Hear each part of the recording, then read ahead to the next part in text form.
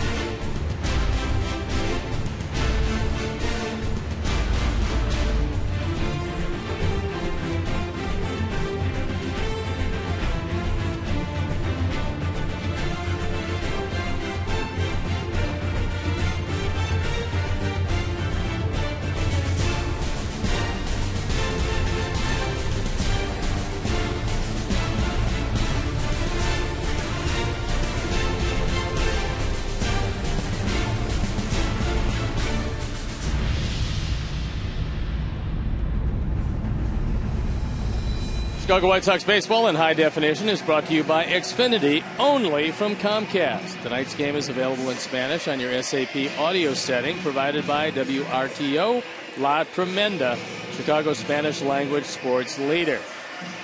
Beautiful night for baseball, 77 degrees, not a cloud in the sky. And we'll take a look at how Ron Gardner is going to line them up. Revere leading off, then it's Casilla, Mauer, Kadire hitting fourth with Valencia, Tassoni, Hughes, Nishioka, and Tolbert at third and hitting ninth. The defense and how they line up behind Gavin Floyd, Pierre Rios and Quinton left to right. Morel, Ramirez, Beckham, and Konerko. A.J. Pierzynski gets a nod behind the plate. And Gavin Floyd on the hill looking for win number 7, and this is his 17th start. Opponents hitting an even 250, meaning he's averaging 9 hits per 9 innings. There you look at the numbers. There you look at the walks. Very good on the control. Keep Revere and Casilla off base. The umpires, Brian Gorman behind the plate, Dan Bellino at first, Larry Vanover at second, Tony Randazzo at third. We're ready to play baseball, and I'm ready to turn it over to my play-by-play partner, Hawk Harrelson. All right, Stone Pony, thank you. And once again, good evening, everyone, and welcome to White Sox baseball. And the first pitch of the ball game is taken for a strike by Ben Revere, 23-year-old center fielder. Revere had a big evening last night, 3 for 5, a couple of RBIs, stolen base, run scored. And there's a one-hopper. So 2 pitches, 1 out.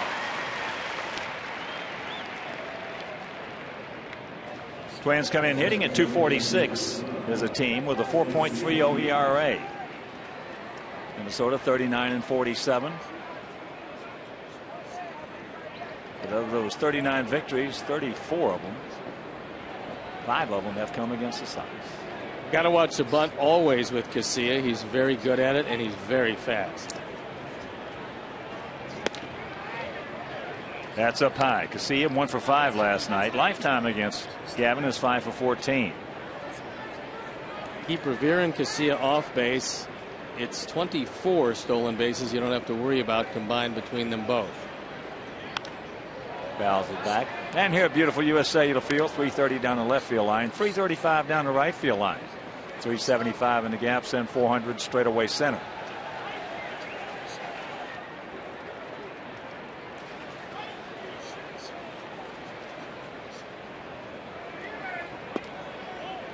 Curveball misses. Tried to backdoor him.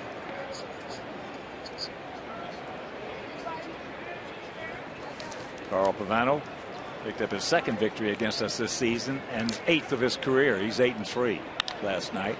Is that ball high and deep into right field? Quinton is back in front of the track.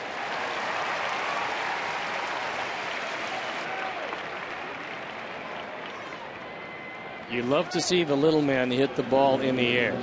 He's got a couple of home runs, but when he's hitting the ball in the air, he's not doing himself any favors. So here's Joe Mauer.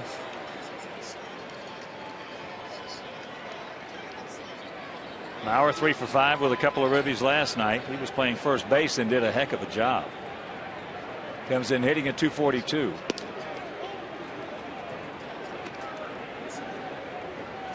One thing with Mauer is when you deliver the baseball, you better be in a fielding position because he hits a lot of balls back through the middle. And there's a strike.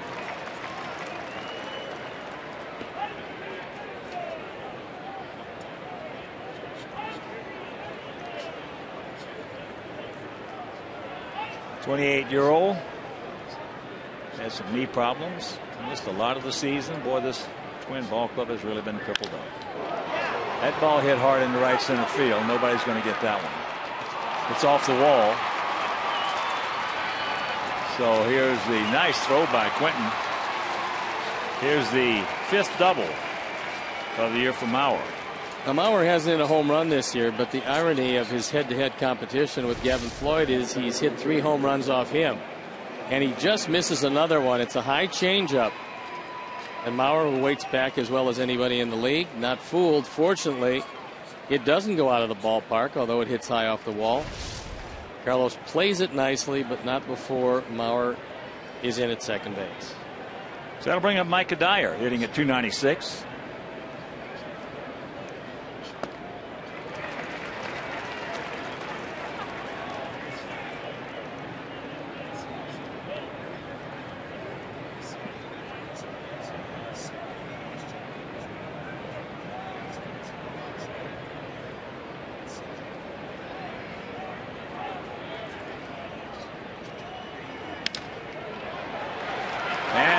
base hit. Well, here comes Mauer. He'll score, and it's 1-0 Minnesota.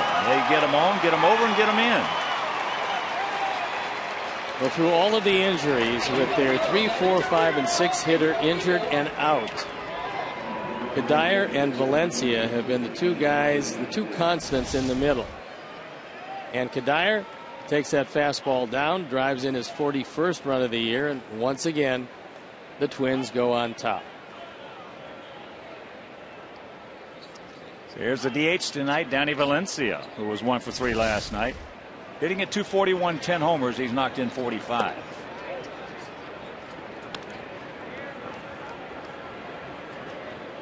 And for Valencia, who does have some pretty big power, he's trying to pull most everything. Force him to hit the ball to right center field if he'll go that way.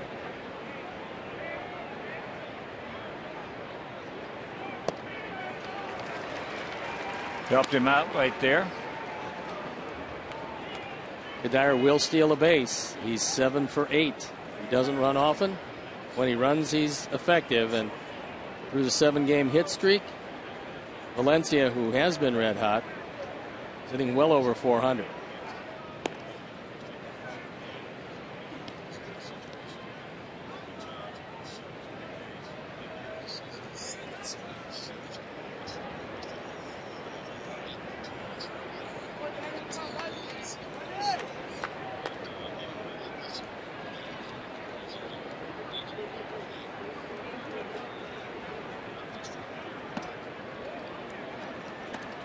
That one misses down, and the count goes to 2-1.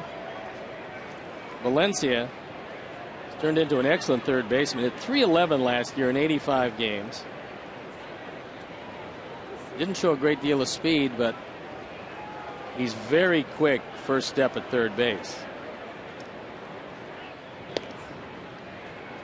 Yeah, he was a nice surprise for those guys last season. Did a heck of a job.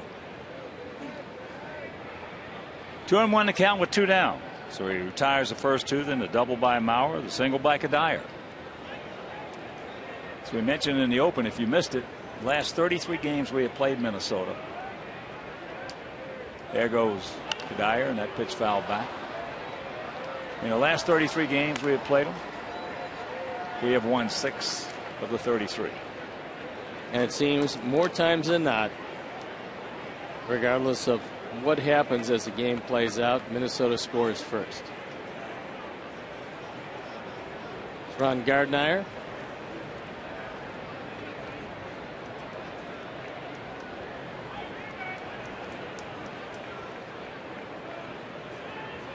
The 2-2 pitch.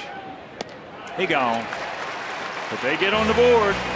After half inning of play, it's the Twinkies wanting the good guys coming to bat.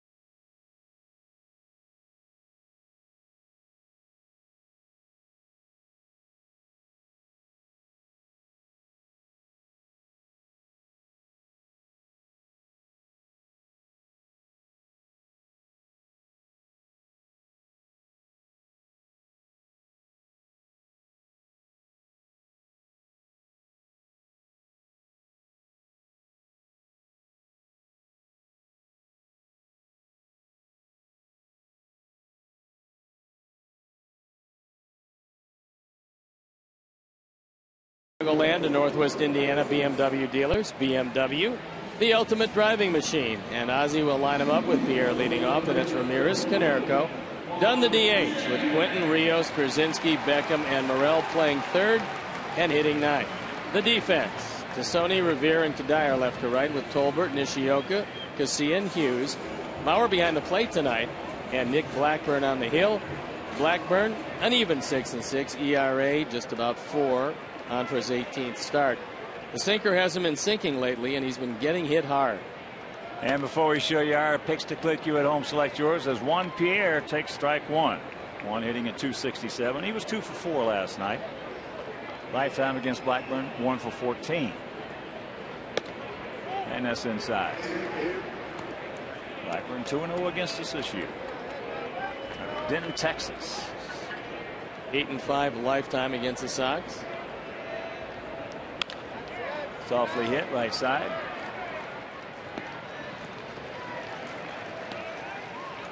And right now let's check out our picks to click.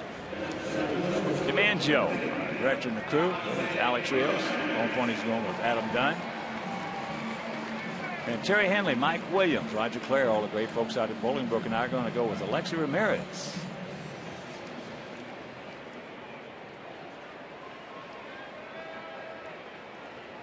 So here's Alexi. Takes down low.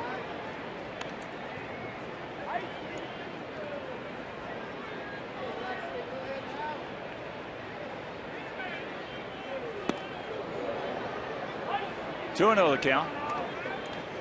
Blackburn 6'4", 240. 29 years old. There's the bunt. And it's foul. Tough to get the bat that close to your body and keep the ball fair. Good idea, especially with Tolbert back at third. They don't have great arms on the left side of the infield. Tolbert just average for third base. Nishioka, great range, adequate for shortstop.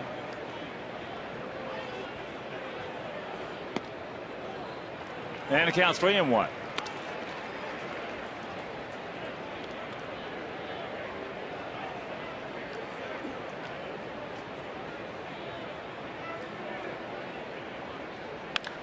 And there's the base hit.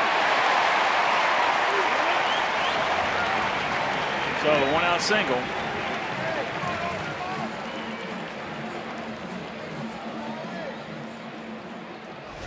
Three-1 fastball, and you see that sinker was up. When it's up, it gets hit hard. And that's the reason why the last 3 starts his ERA is up over 9. So here's Paulie.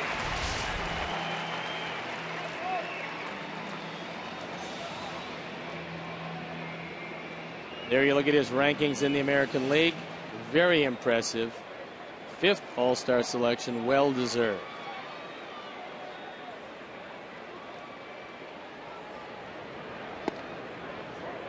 Takes the first pitch strike. Paulie at 316. 22 homers, 64 knocked in. 9 for 40 lifetime off Blackburn. With a homer. Outfield, they're straight up and spread out.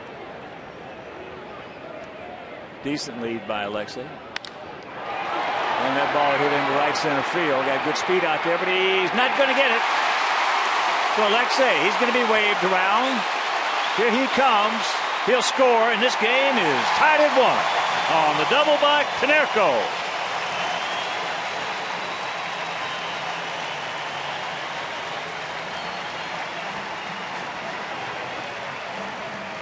RBI number 65. This ball slicing away from Revere. You see another high sinker. And Paulie drills it into right center field. No chance for Revere. Lexi with good speed. And it's a brand new game here in the first inning. And here's Adam. Hitting at 163, 8 homers and 32 knocked in. He has faced Blackburn 4 times. He's 0 for 4. Jacks it up.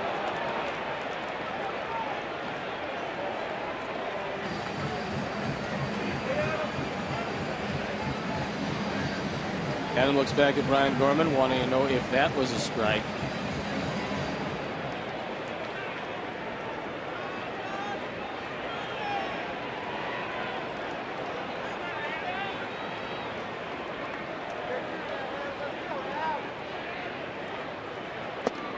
And that's low.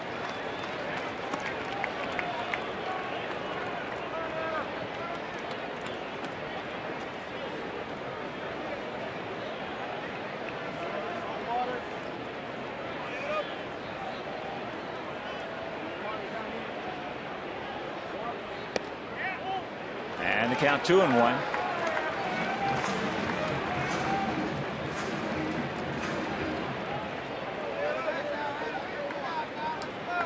Run on 2 hits for them, or run on 2 hits for us. But we're still hitting here in the bottom of the first.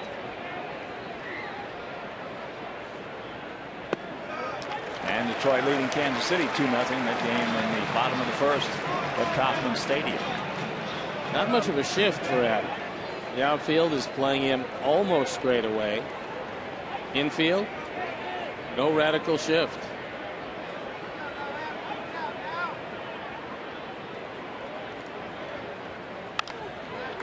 And that's chopped foul. Like Blackburn cut that ball in on the hands of Dunn. Blackburn has been pretty consistent over the last 3 years. 11-11 in 08. 11-11 in 09. 10-12 last year.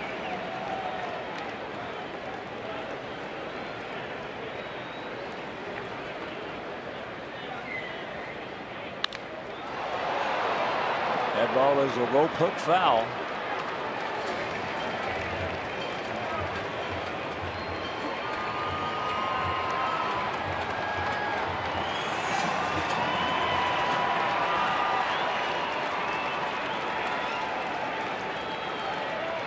Call for a base hit, Adam.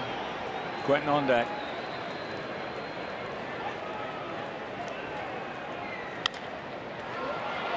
And that's out of play left side.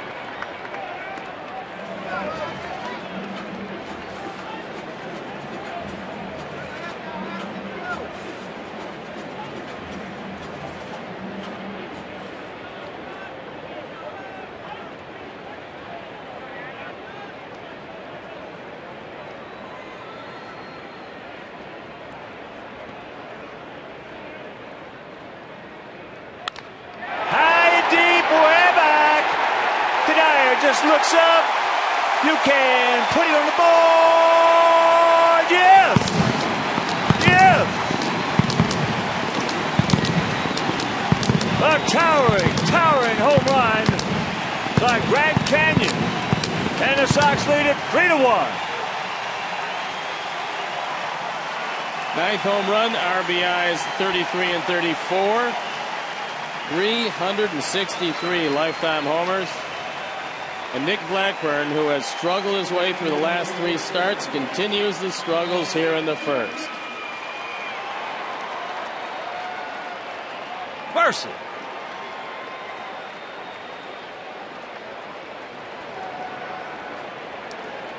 Still just 1 out, and here's Quentin hitting at .253. 17 homers. He's driven in 50.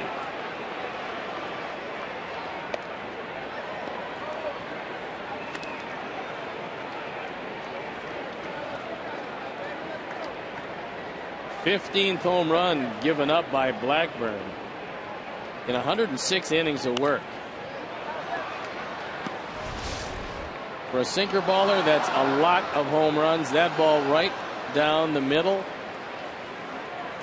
It's a little above thigh high, right where Adam could have ordered it, and he took it way out. And that's fouled out.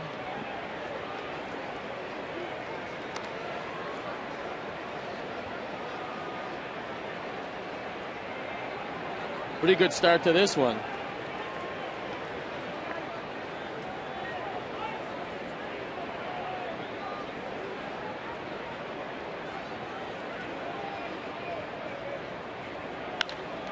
And there's a shot fair. Right down the line.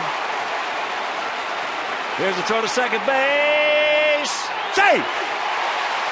His 25th two-bagger.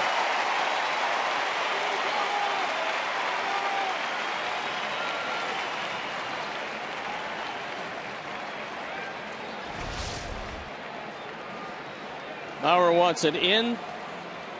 Carlos loves it down, especially if it's not in. And he rifles it by Tolbert.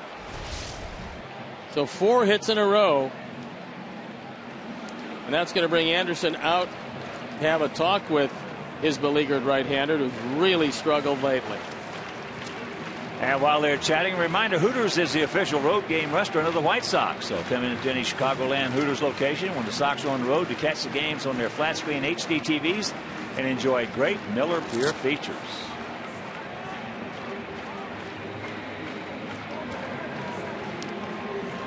So the big Texan hanging some hemp out on him here in the bottom of the first.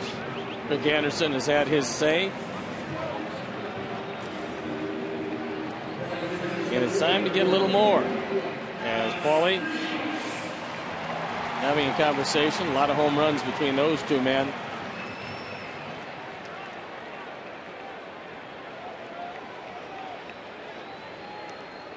And here's Alex hitting at .214, 6 homers. He's driven in 20.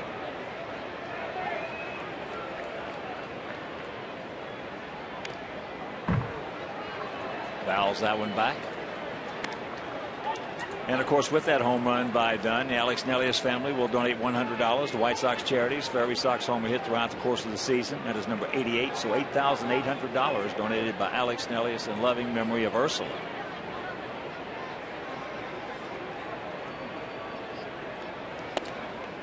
Takes it right there in the count 0-2.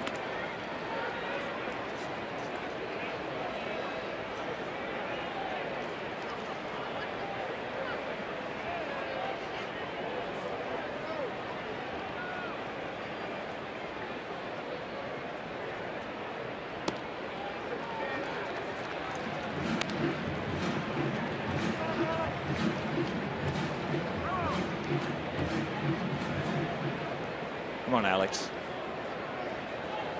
You can play 2. We need you in the game.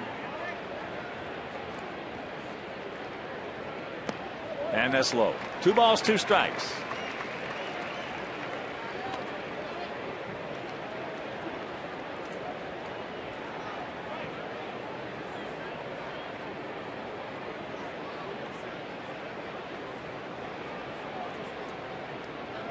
Pierzynski on deck.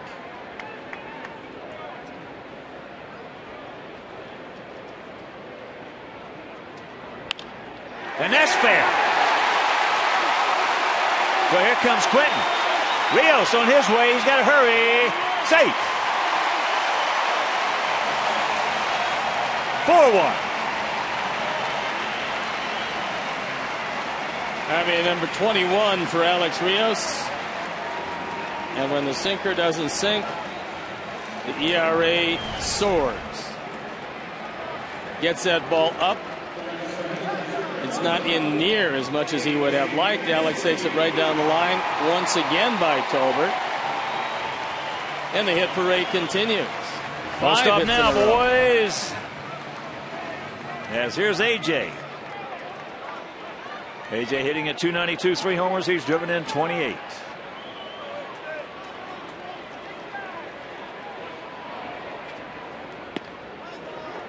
Checks it up. Takes a strike.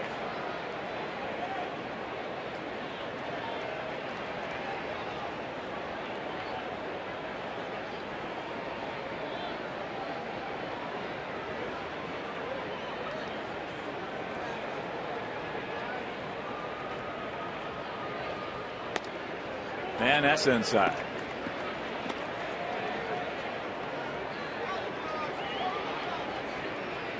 Last 20 games, AJ is swinging the bat very well.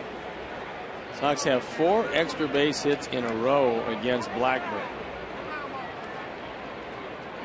AJ has hit him well, 14 for 36.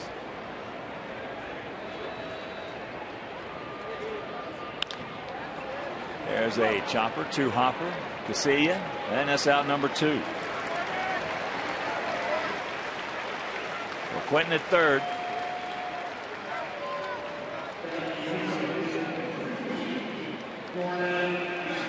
And here's Beckham.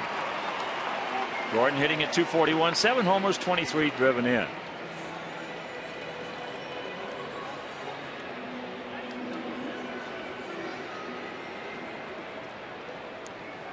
Toronto leading Cleveland 5-2, bottom of the 5th. That means nothing. Didn't last night. In case you missed that. Got a pretty good pitch to hit. Breaking ball and couldn't get it.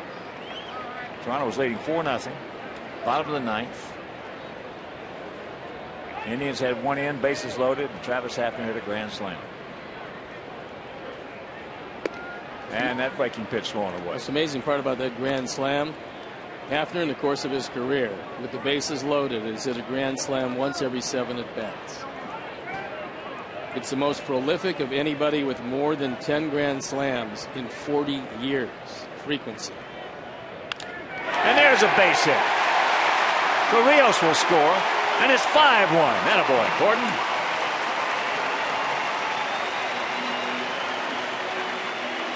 RBI number 24 for Gordon Beckham.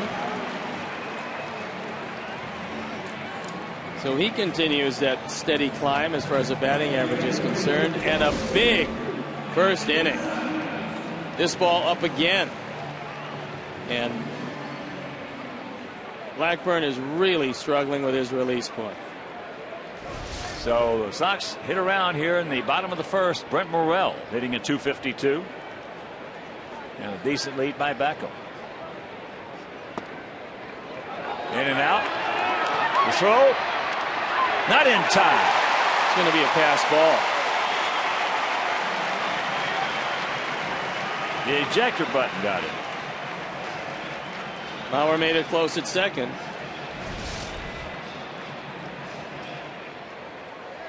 Ball just bounced right out of the glove.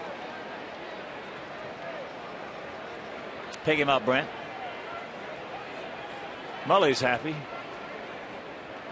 And justifiably so.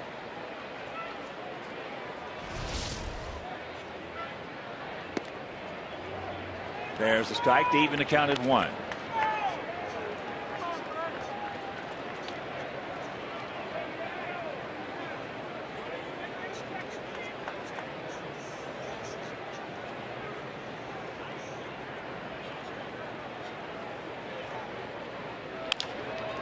Little slow chopper.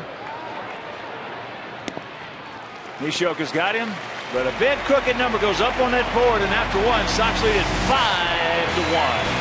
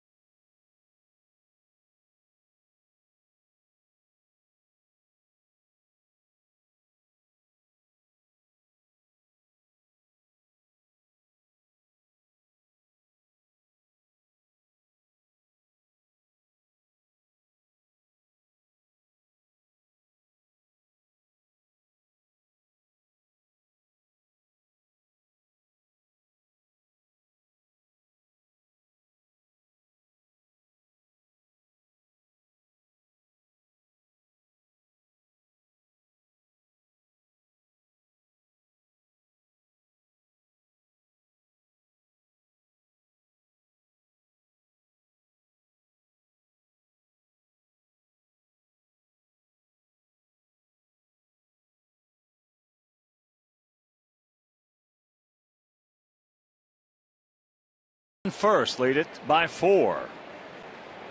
For the Twins here in the second. Renee Tassoni Luke Hughes and Nishioka. Tsuyoshi Nishioka.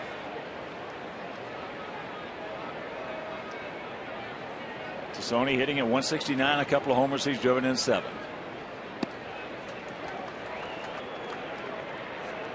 A little discrepancy in the school of thought for Tassone. There's a lot of folks feel he'd be a terrific 4th outfielder. Tom Kelly, who's actually doing the broadcast tonight in lieu of Bert Blyleven, thinks he could be a little more than that. For a while at least, he'll get an opportunity. Well, Tom Kelly had a long talk with him prior to the game, and he is a guy who has been so instrumental and a huge force in the culture of the Minnesota Twin organization. He was a terrific manager. He was a tough guy, a tough manager, a tough taskmaster, and really believed then and today on the fundamentals of baseball. He goes around and sees every one of their minor league clubs all the time when he's not doing what he's doing tonight, which is guest starring as an analyst. Well, I'll tell you what, in my opinion, he could manage today and be in the top 5 or 6 managers in the game. Don't doubt that for a minute. Along with Terry Ryan, who is their former GM before turning it over to Billy Smith, they've got some exceptional baseball people to help mold this organization. And have been doing it for a long time. So here's the Aussie from Perth, Australia, Luke Hughes, hitting at 236. You put that foursome together. Kelly, Terry Ryan, Billy Smith, Ron Gardenhire. They're formidable. Luke Hughes led this team in home runs in spring training. Of course, spring training is a time when pitchers don't have quite a sharper curveball. Slider might not quite be there. Although it's not as pronounced in Florida, where Minnesota trains, as it is in Arizona, where we train. And that evens account at 2. Well, in the normal circumstances in Florida, hitters used to be way ahead of the pitchers. It's not that way now because these pitchers now coming into as much, I should say. They're coming into spring training in great shape as opposed to 15, 20, 30 years ago. They've been throwing all winter. They have their own personal trainers. So they're ready to go for the most part, as that's in the hole. And that'll be a base hit. Even if Alexi comes up with it, his momentum is going to take him so far into left field that odds are overwhelming he's not going to get Hughes. Take another look at it. Hit in a pretty good spot. And it is clean hit. Yeah, players come into spring training in so much better shape. I mean, it's just not even close as opposed to 40, 50 years ago, 30 years ago, because they don't have to work in the winter. So here's Nishioka.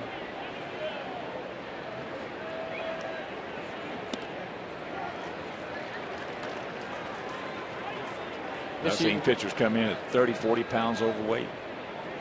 And by the time spring training was over, they'd lost most of it. When the season started, they were too tired to throw 60 feet 6 inches.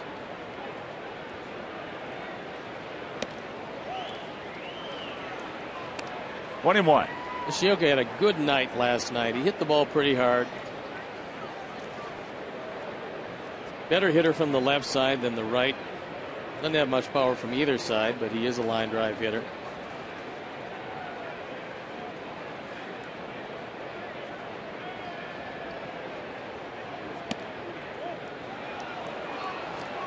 He came here to play second base, and in Japan they don't go hard into second to try to break up the double play. He got a quick education as Nick Swisher broke his leg early in the season on a play at second. Now they've moved him to short, and he's got the play in front of him.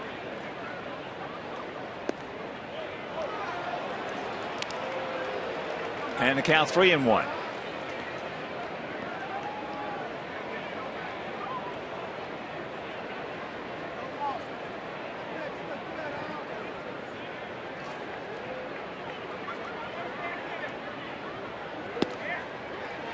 There's the strike.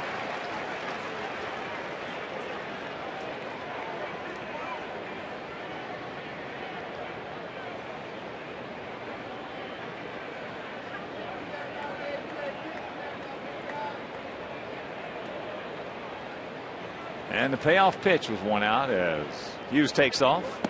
And it's Academic. Not even close. So here come the Twins again. 2 on, 1 out. And here's the third switch hitter in this lineup, Matt Tolbert. You got Casilla, Nishioka, and Tolbert.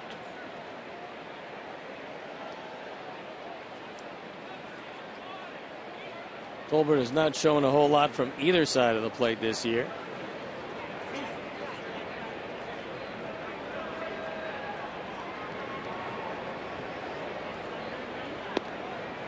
Takes the strike.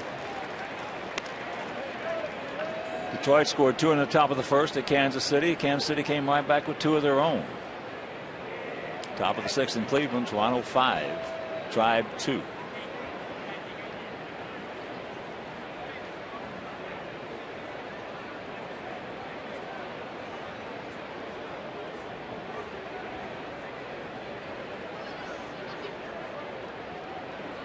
Good curveball. And the count 0-2. That's the one, if Gavin has come to him, that negates the left-hand hitter. And when he starts over the right-handed batter's box, and it snaps over the outside corner.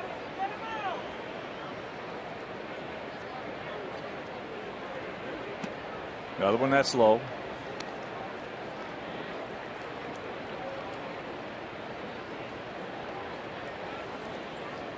Toronto now leading 7-2 over the Tribe.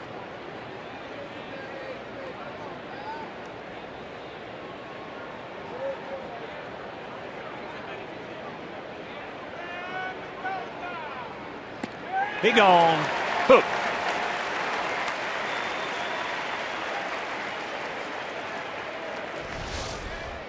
Second strikeout for Gavin. That one just disappears.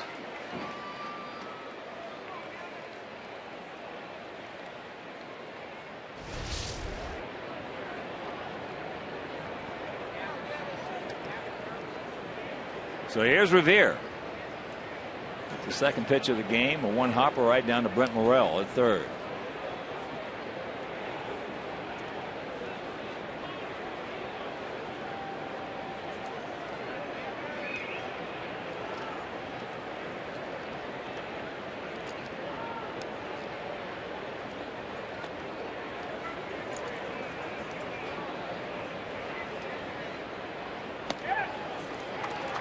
Drops the breaking ball over on the strike.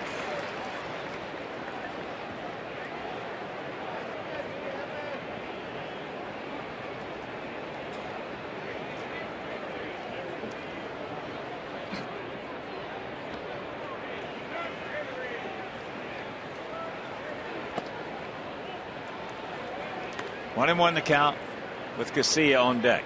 Revere would have eventually gotten here, but with Span suffering some symptoms of a concussion, Revere got here a little earlier and getting a lot more play than even he thought.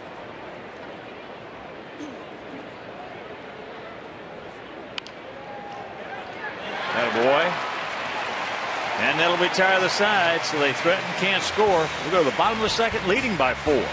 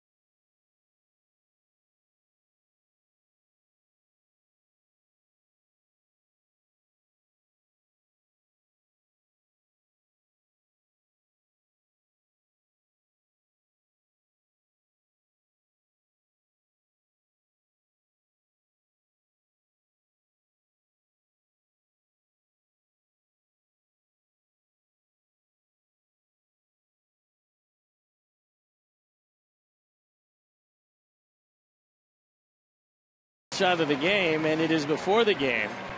The 3 All-Stars.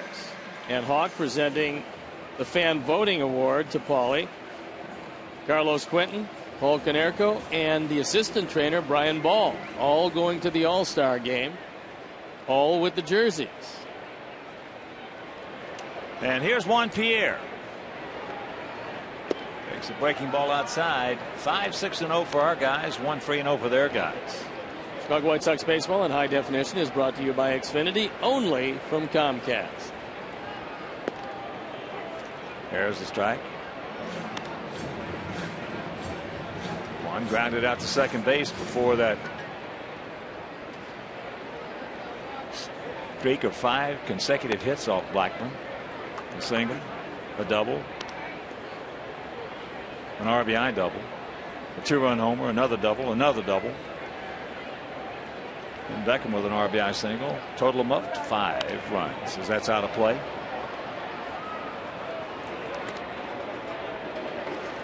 That was great. Paulie receiving 8,400,000 votes.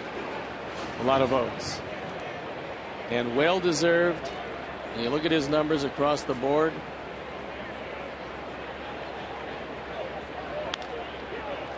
Out and around, it hooks it. And they just do get him. Blackburn a little slow in getting over. And that meant that Hughes had to try to beat Pierre to the bag, and he just barely got there. Well, Hughes should have taken himself anyway from the get-go. If he goes right here, there's no problem. And he just waited and was waiting for Blackburn to get there, and finally got there just a step ahead of Pierre. Yeah, I mean, get the pitcher out of the play if you can. Take it yourself. As Alexei started off that 5-run first with a single in the hole between third and short.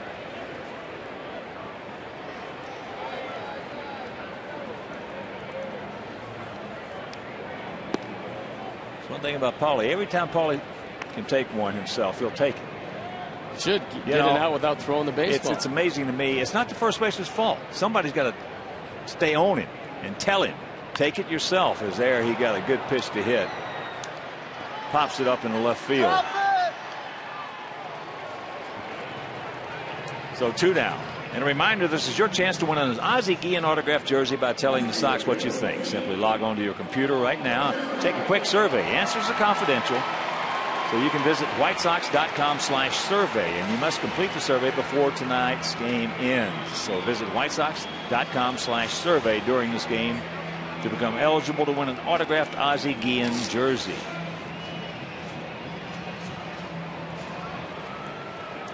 Here's Paulie. He doubled into right center field, knocking in Ramirez. That was his 65th RBI, 14th double.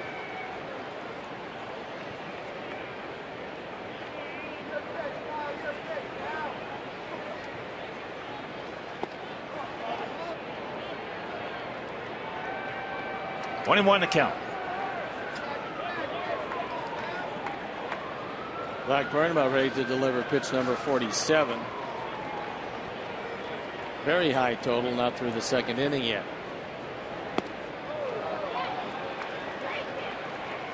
Didn't check it up, so the count 1-2.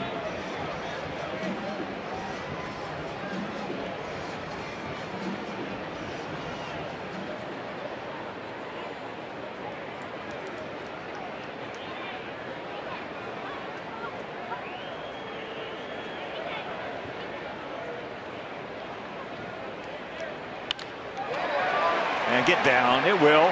Nice piece of hitting right there by Konerko. Taking what he's given.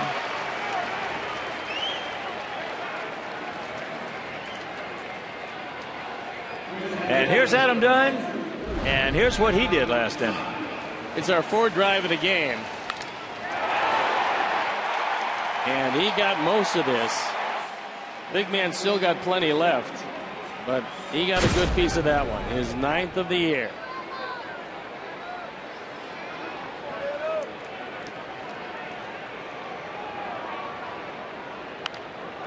Big rip right there.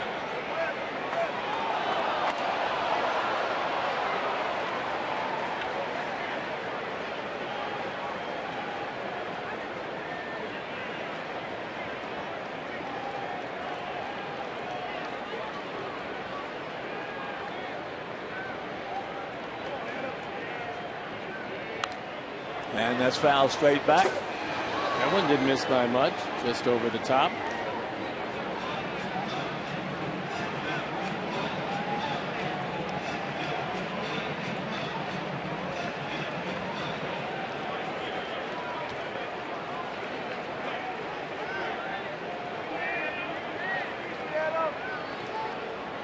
Oh, and 2 the count.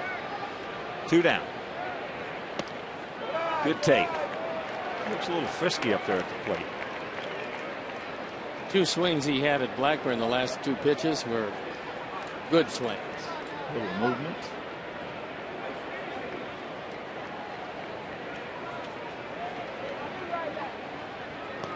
And that's low. Change up.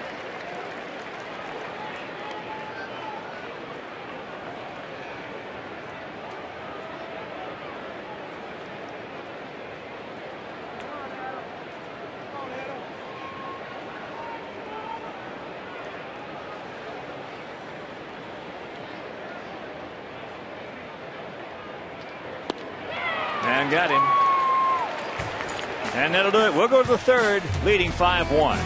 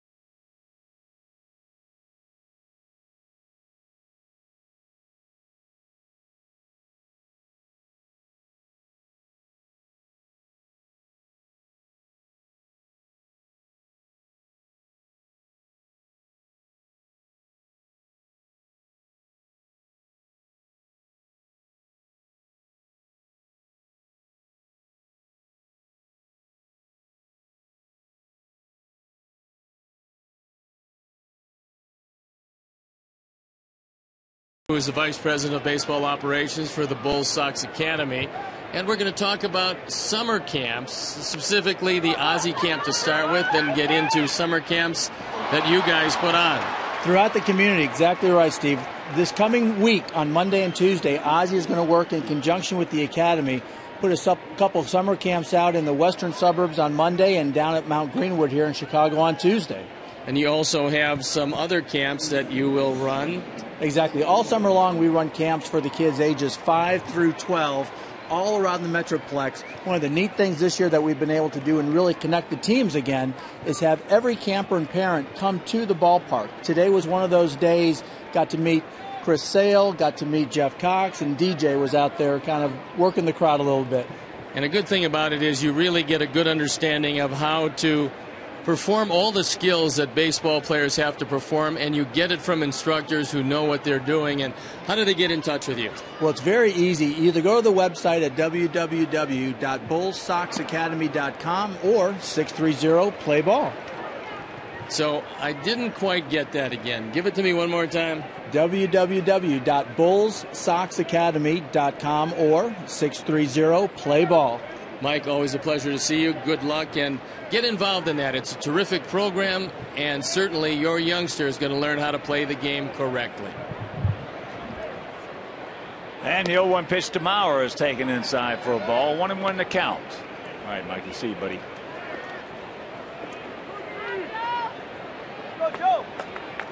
5-7-0 for us. 1-4-0 for them.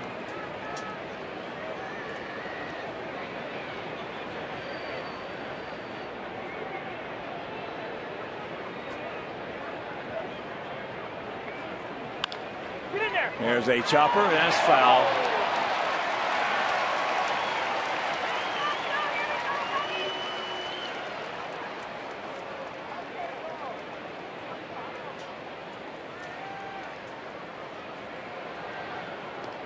Just foul, or it would have been a double play.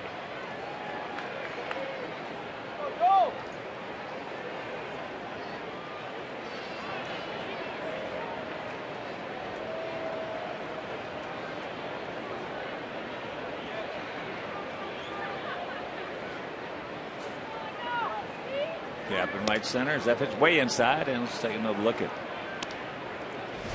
Alexei Casilla right here. There you can see the little drag bunt. Taking it with him. Gavin having a little trouble finding the ears. And leadoff man aboard.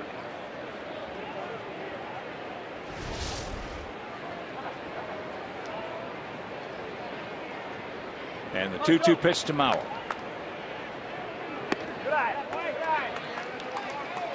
Now, if you can strike him out, AJ is going to get a chance to throw him out because you figure Casilla is going to be going. He's 13 for 16 in that category. And he can get a good lead and a good jump off Gavin.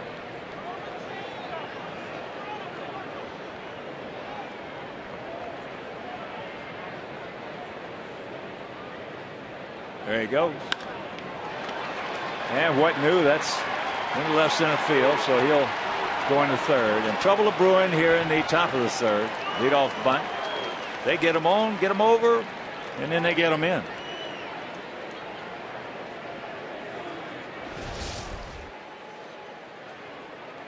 That's a changeup. It's down. Mauer waits back very well. Doesn't get a whole lot of it, but gets enough. They take the extra base. Runners to the corners. Nobody out. And Kadire coming up. He's grounded into 11 double plays this year. Tied for the team lead in that department. And he has an RBI single in this one. A 2-out RBI single in the first inning. Mauer now 5 for 7 in this series.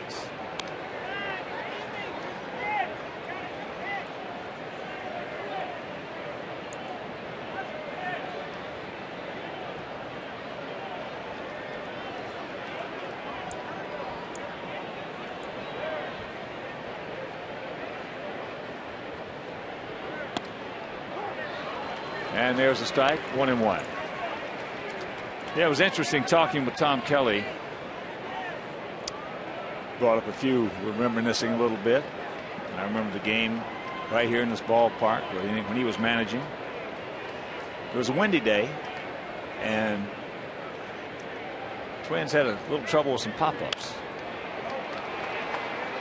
Now they won the game. That's the key. They won the game, and after the game was over, I went downstairs and I heard some noise going on. He had them out on the field after the game here, and they were working on pop-ups. Not surprising. No. No, he was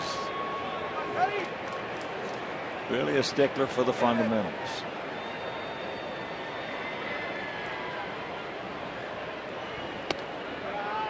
Just tell me sometimes in the minor league system what they'll do also is that guys are not playing and supporting their pitcher the way they should be. When they come to the ballpark, they won't take any offense. They won't hit. They'll work on defense all day long. All day long.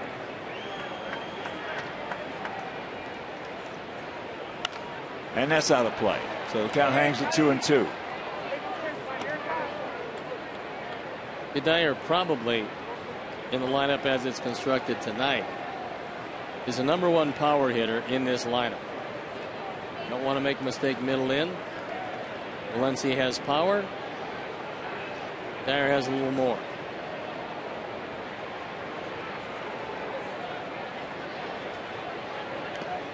That got him. Yep. That'll load him up. Bases loaded, nobody out. So Gavin's going to have to do some chunking right here to get out of this. Don Cooper is going to take that long, slow walk out from the dugout. Tries to go inside. The ball gets the back or right forearm.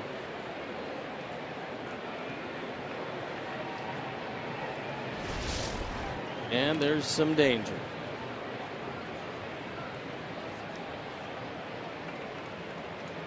Now Gardenhire and the trainer out.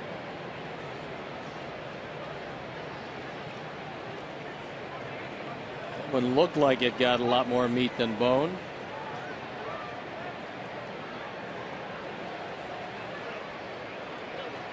And you see the number 3 on all their sleeves for the great Harmon Killebrew.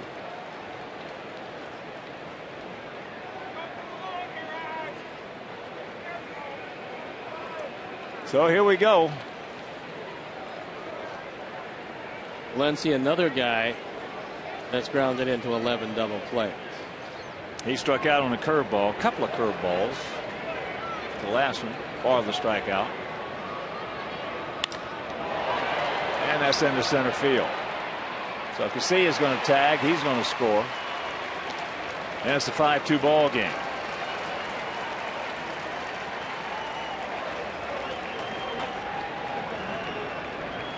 That's the first sacrifice fly of the year for Valencia. But he picks out a pitch. Hits it in the air far enough. Good thing about it is that Mauer could not advance to third. Rene Tassoni grounded out to Beckham. Sox looking for a pair. Outfield straight up, bunched just a little bit, about equidistant.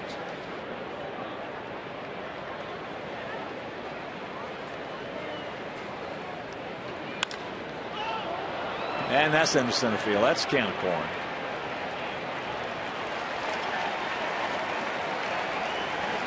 Two down. Get out of this one with just one run and consider the job well done for Gavin Floyd. But first, he's got to get by Luke Hughes. And a reminder, Bacardi at the Park, White Sox new restaurant and bar is open, offering a full menu from Gibson's Restaurant Group. Bacardi at the Park is the place to meet and watch all the action on over 70 flat screen HD TVs, and is right across the ballpark from US Cellular Field. So Hughes had an infield single.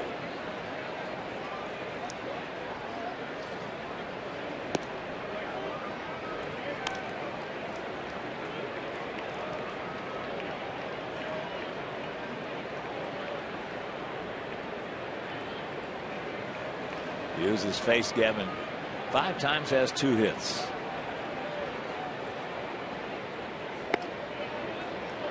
And the count 2-0. Hughes has a little power.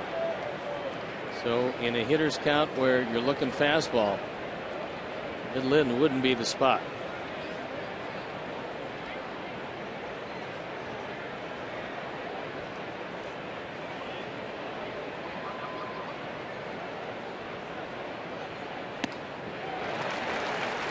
That one at 93, and the count 2-1 with Nishioka on deck. Got a little lucky to get away with that. That one was up. It was on the inner portion, but he was able to throw it by him.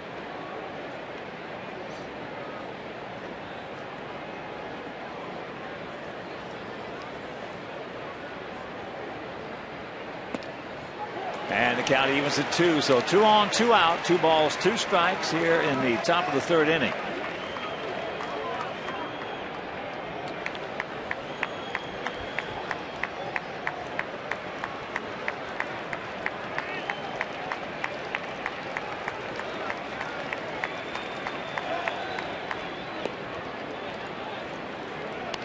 That was the one that struck him out before.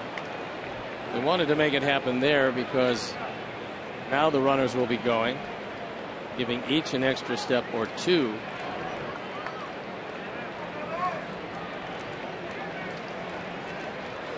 Mauer's going to score anyway, but it gives certainly Kadire a few more steps. And this Academic is that. We'll load him up again. Second walk. So here's Nishioka. He drew the first one.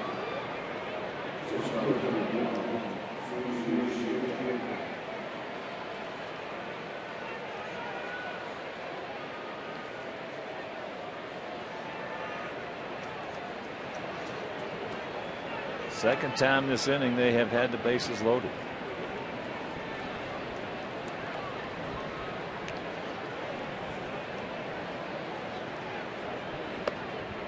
And there's ball one. Now AJ.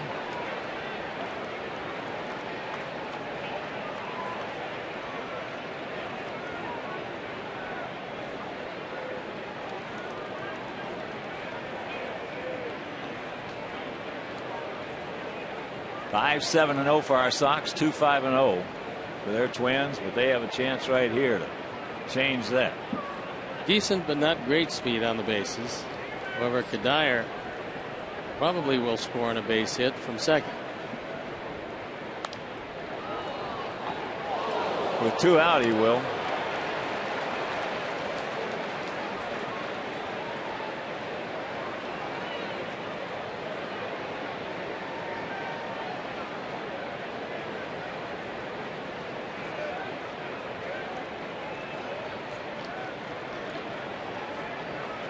Six-year-old switch hitting infield. And that's high. Come on, Gale.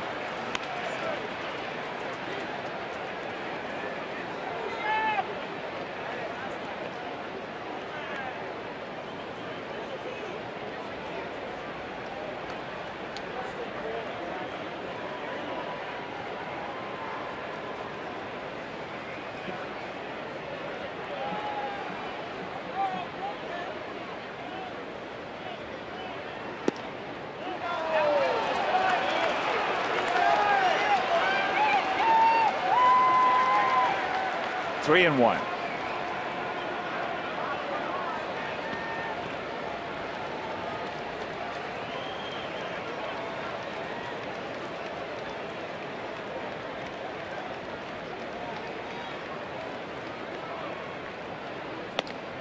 And there's a strike. So a full count with two down.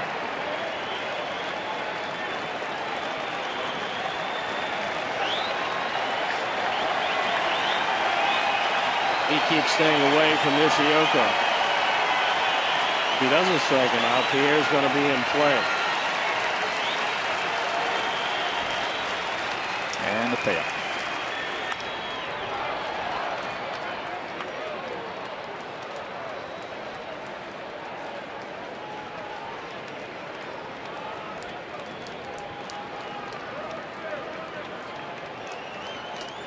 Nishioka will drift and will bail. Everything this at bat has been away.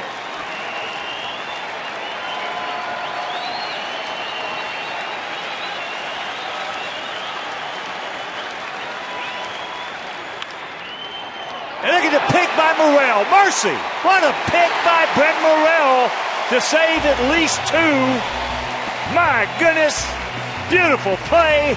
And that'll retire the side. They get one. We lead it 5-2. Mercy.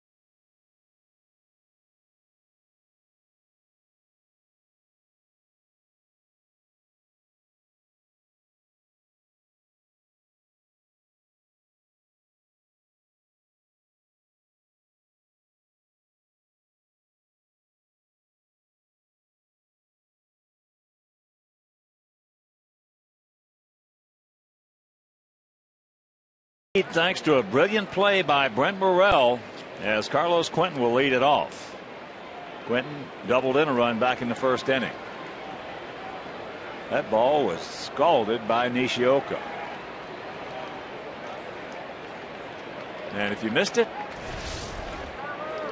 got to have great hands to play third base. One hopper, it's easy after that.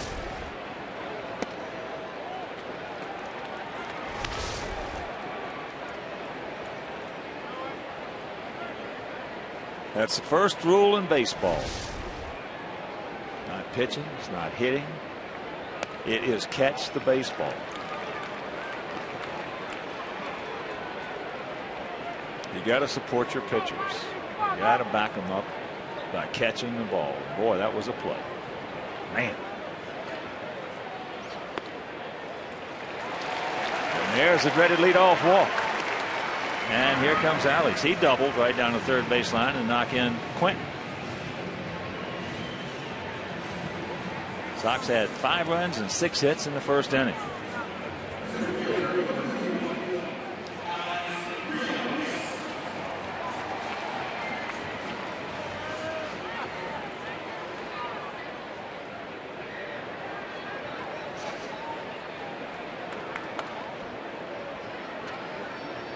Short lead by Quentin, and this should be.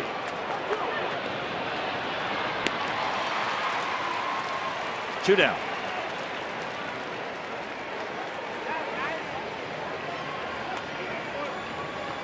Nishioka got that ball to Casilla pretty quickly, and Casilla, knowing he was going to take some contact, was able to get the throw off, and it was a very quick 6-4-3.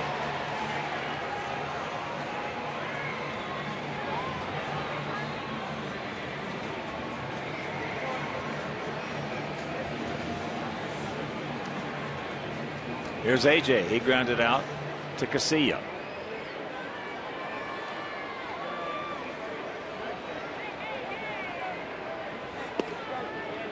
Takes first pitch strike. Bottom of the third in Kansas City. 5-2 Tigers. Bottom of the sixth in Cleveland. 8-3 Toronto.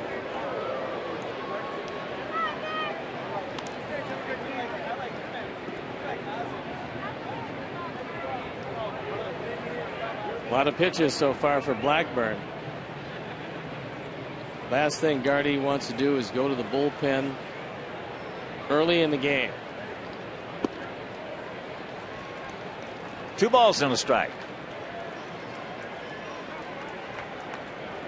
Even with the fact that there's, after tonight, just 2 left before the All-Star break. And there's the base hit.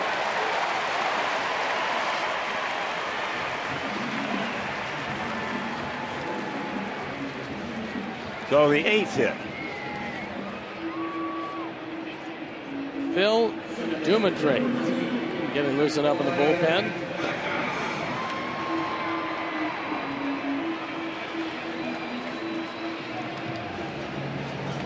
That'll bring up Beckham. He had a 2-out RBI single. And knocked in Rios.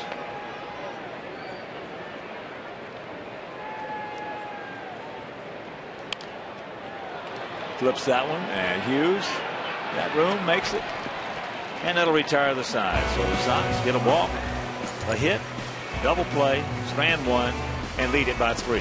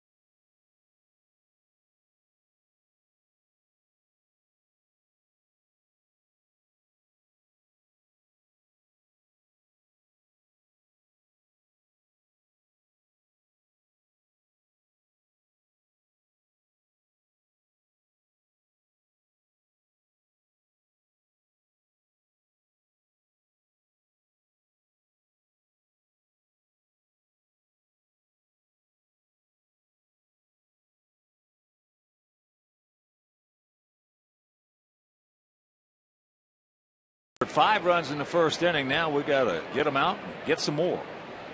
Well, Gavin has got to start throwing some strikes. So far for him, the pitch count is up. Hopefully he can right the ship, limit his pitch count, and he don't go to the bullpen quite this early. He's got a 3-run lead. Tolbert struck out his first trip.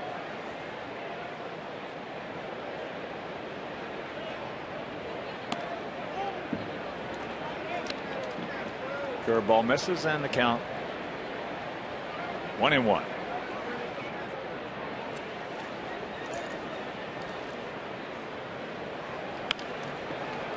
There's a rolling curveball looped out in 2.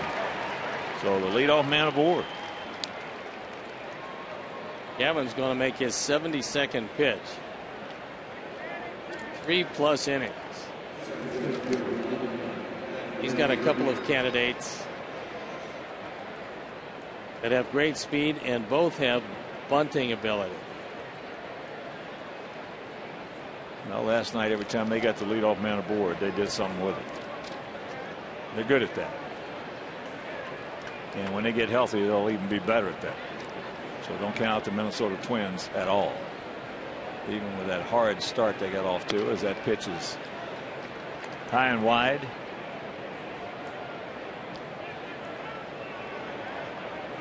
Revere, former first-round draft pick in 2007. So they knew he had a lot of talent. Should be. Oops, slow feed. Can't get it.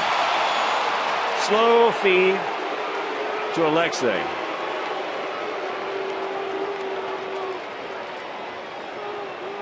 If you're going to double up Revere, you better get that ball and get it away very quickly. That one stuck in the glove for just an instant.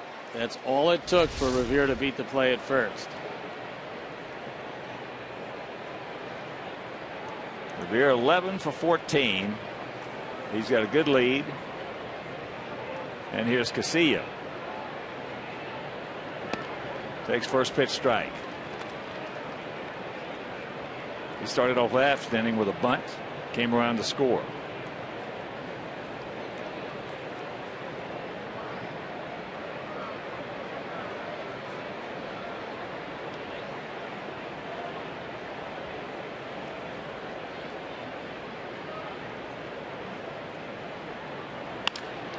And there's a base hit.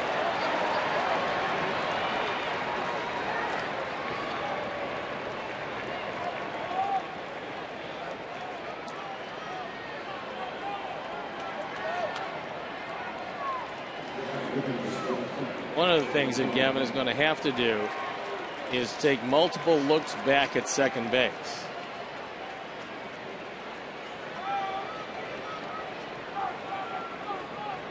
And the next thing he's got to do is get the hitter. It's usually a pretty tough thing to do. He's 2 for 2. What new? 5 for 7 in the series. Joe Mauer.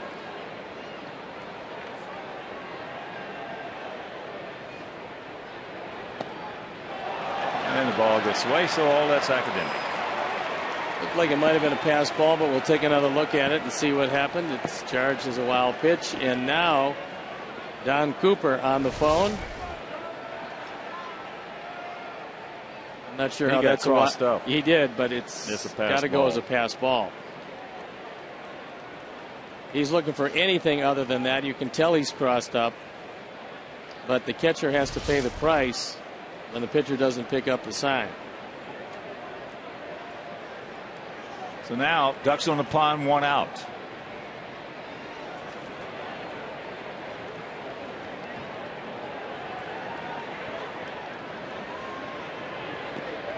And that hit him. Curveball. So that'll load him up. So this will be the 3rd time in the last 2 innings they've had the bases loaded. This might not be the worst idea, because if it doesn't hit him, there's a chance maybe it gets by AJ. A good chance. And now you got the double play in order for a man who grounds into a bunch of them. So the bullpen up and going. It's Will Oman Usually not up in the fourth inning, but these are unusual circumstances as Gavin has delivered 77 pitches so far. So while ahead in the little chat, Sox fans, here's your chance to win the experience of a lifetime. You can join the Shy Sox mobile group by texting lineup LINEUP to 244769 for a chance to win 2 tickets on August 14th. Also a photo with Coach Jeff Cox and the opportunity to deliver the lineup card to the umpire at home plate before the game. Winner must be at least 12 years of age, so text Shy Sox to 244769. So here's Kadire. He was hit by a pitch last time, which was last inning, and he takes ball 1. Gavin now with 6 hit batsmen.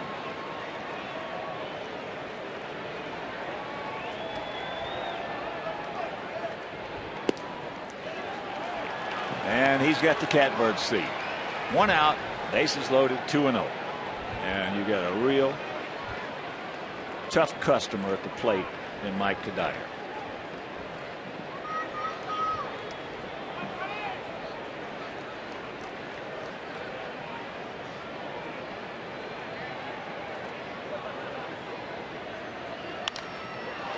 And that's fouled away. He was trying to take it into right center. Gavin's numbers lifetime against this Twin team, not particularly good. Good speed on the bases, including Mauer, who runs much better than average for a catcher. Big pitch here. And it goes advantage to Dyer. There you look at the numbers lifetime. This is 15th start against the Twins. Can help to start turning that around by throwing a double play ground ball right here.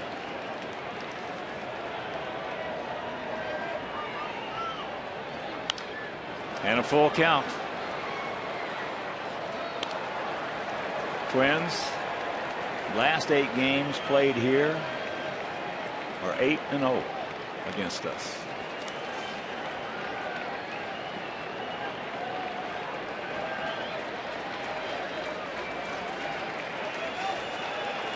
Full count.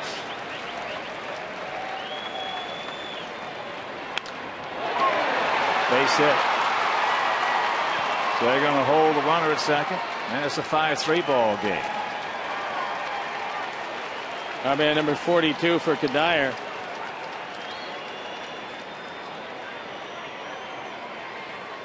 Three and 2. You got to throw a strike.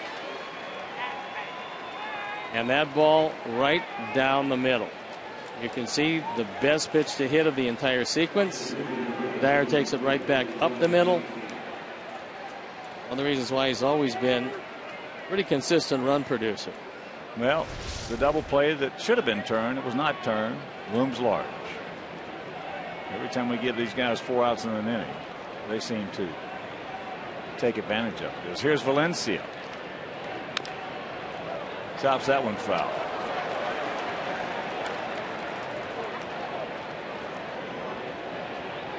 5-8-0 for us, 3-8-0 for them. They will keep pecking away.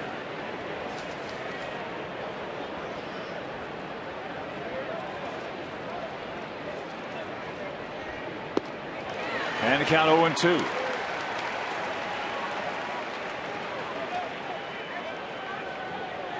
Valencia leads the team in strikeouts. Make a good slider, low and away, even with those gaudy numbers with the bases loaded, and you're going to get them. Just make sure it's down and out of the zone.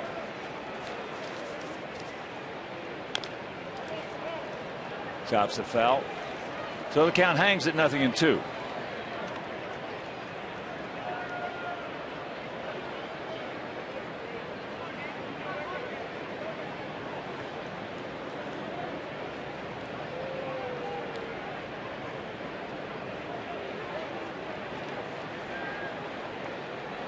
Sox with 5 in the first. If you're just joining us, Twins 1 in the first, 1 in the third, 1 so far here in the fourth.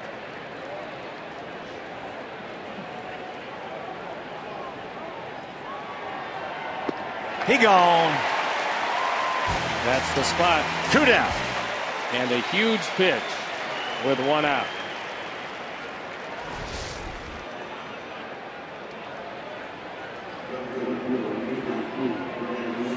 Valencia pulling off the ball. Big strikeout.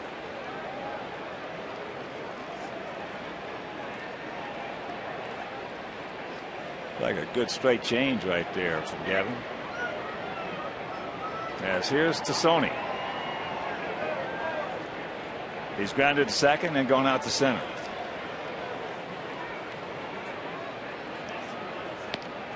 And takes ball 1.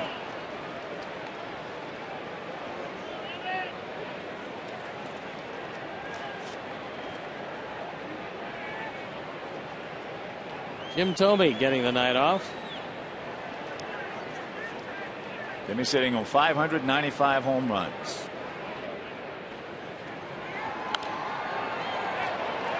Sony with a big rip, and that evens the count at 1.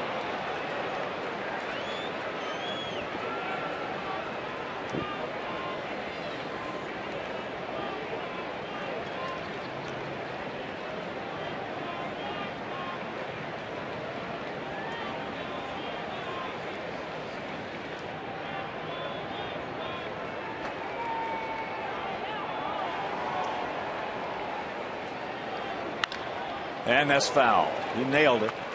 He tattooed it. And the count 1-2.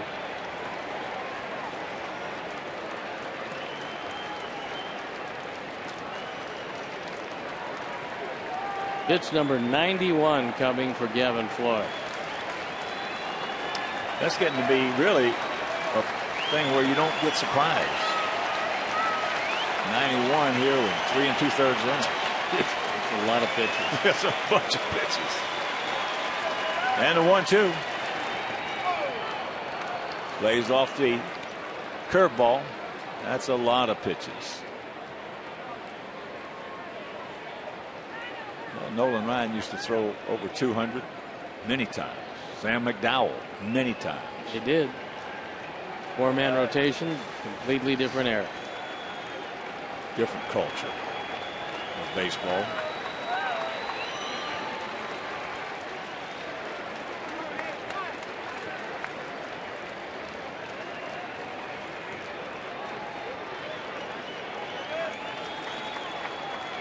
And the 2-2. And a full count. So the drama is extended.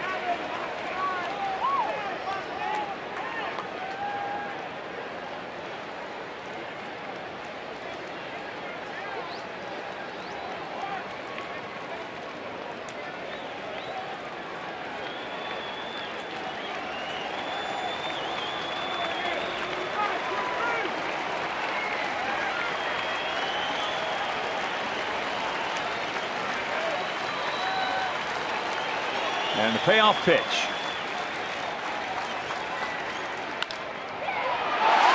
And there's a base hit. This game is going to be tied up. The more pitches the guy sees, the more dangerous he becomes. Sony with RBIs 8 and 9.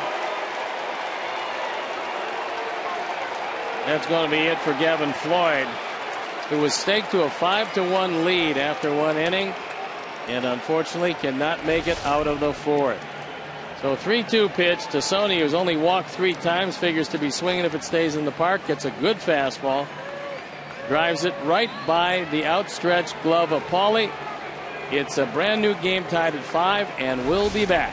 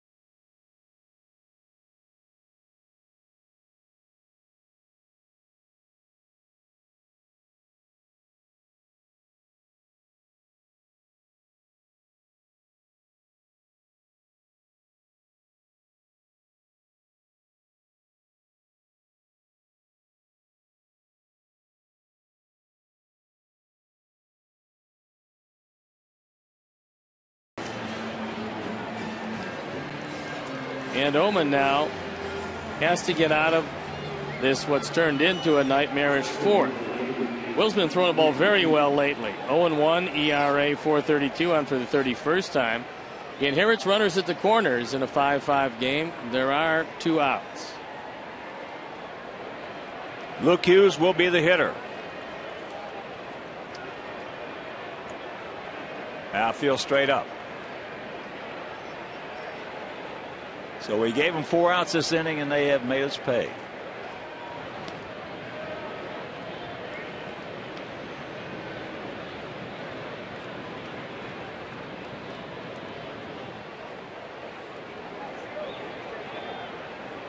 Five 9-0 for them, 5-8-0 for us. Hughes had an infield single and a base on balls. And he takes first pitch strike.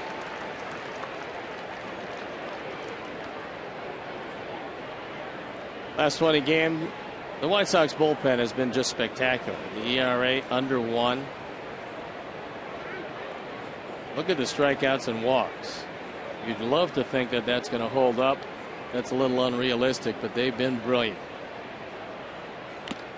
And if you missed last night's ball game, Hector Santiago, a rookie, 23-year-old rookie, southpaw out of Newark, New Jersey. All he did was go 4 1/3, no runs, 1 hit, 1 walk. That was intentional. He's retired 16 of the 18 hitters he has seen.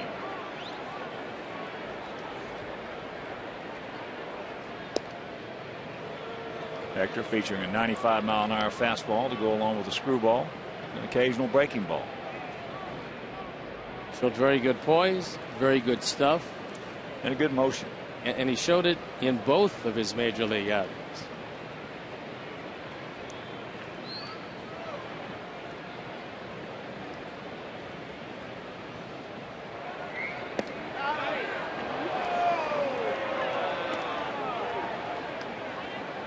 One and 2 the count. Yeah, some clubs got your number, and it looks like Minnesota's got Gavin's number.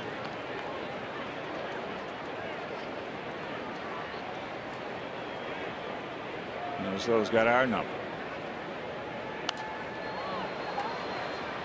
Until we do something to make it break it.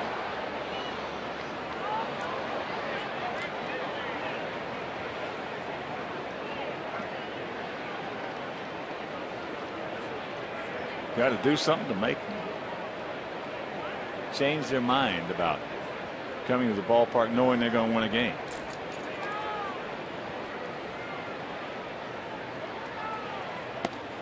And that's high, 2-2.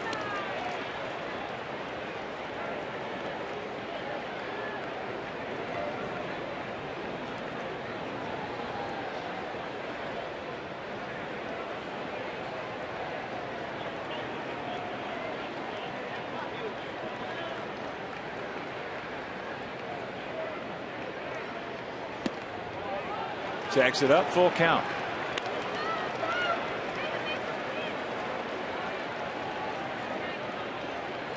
Over the years, the Minnesota hitters will make you throw strikes. Their pitchers throw strikes, and they will make you throw strikes.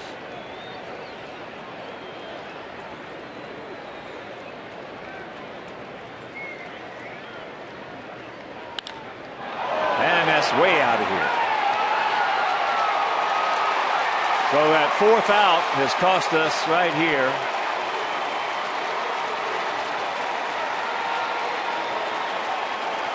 A bunch of runs. And we told you that Hughes led this team in home runs in spring training. That was just a little taste of the power that he does possess. His 3rd home run. He's now driven in 15. And just like that, it's a 3-run deficit.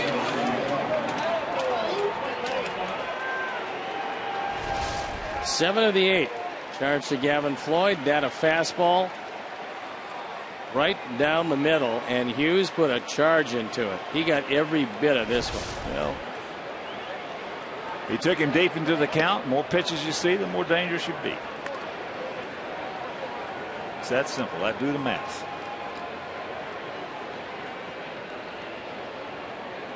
So they bet around here, scoring 6 times.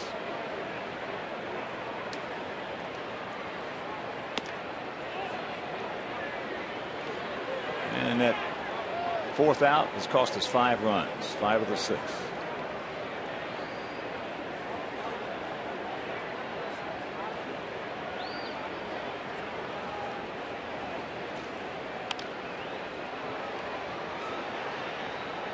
At the time, it looks so innocuous. It's just a play with 1 out, 1 on. Just get it stuck in the glove for an instant. Speed of Revere allows him to beat it. And things just keep rolling downhill.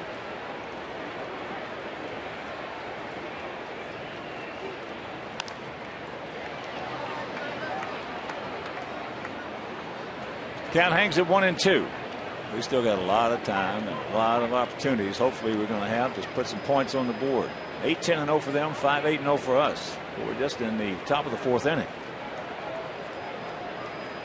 And Blackburn has been far from untouchable at this point.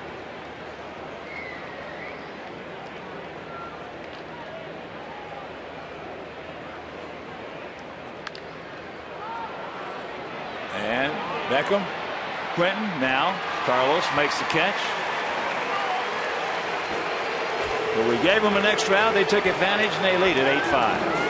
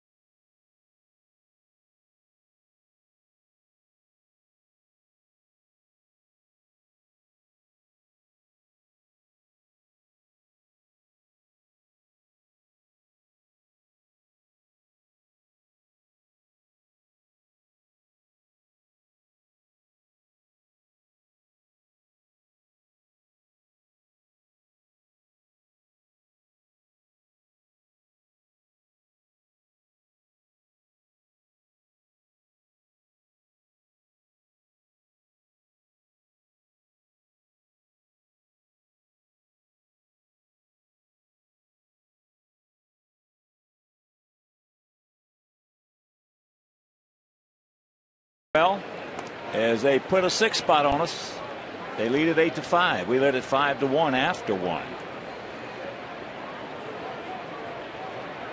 And there's a strike. Blackburn's given up 8 hits in 3 innings of work. Time to do a little damage to him. Breaking ball high. Grant grounded out to short his first trip.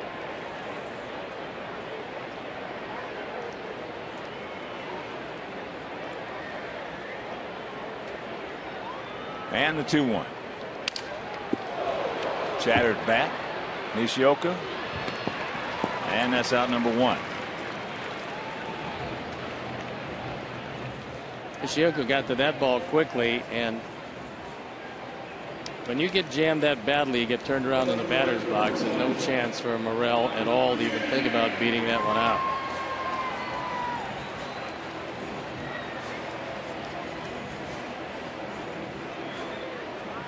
So here's Pierre. He is grounded to second and grounded to first.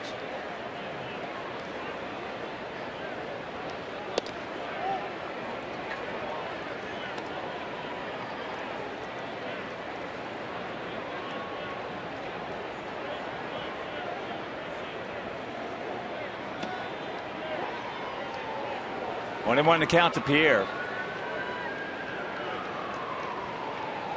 Corners in close to outfield short. Swung around to the left. Nice gap out there in right center.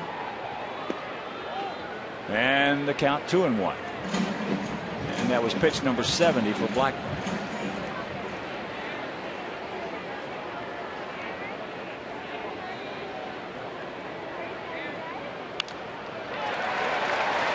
And he just keeps his hands way inside, pulls them in, drills it right back through the middle.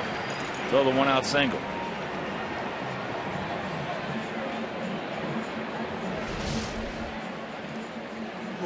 Probably going to be a little tough for Blackburn to go deep into this game. 9 hits he's given up. He's got to face some pretty tough hitters before he gets out of this 4th. Here's Alexei. He's 1 for 2. Started off that 5-run first with a 1-out single.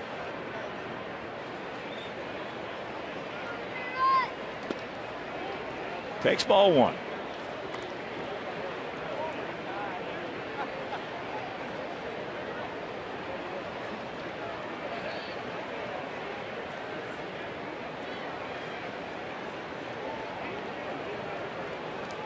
Pretty good lead by Pierre. Jacks it up and takes the strike. Trying to throw some breaking balls when he's been behind. That's one of the adjustments he made after that 5-run first inning.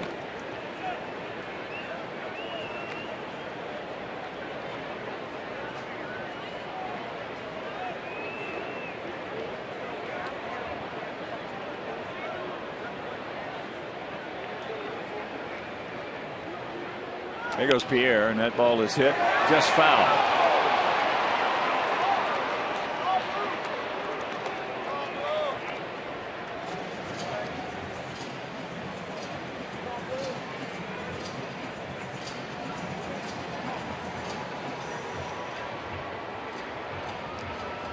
Blue Jays are leading that game 9-4, bottom of the 8th, but the Indians have the bases loaded and nobody out. Guess who's up? Travis Hafner. It's amazing. Out and around it. And the count hangs at 1-2.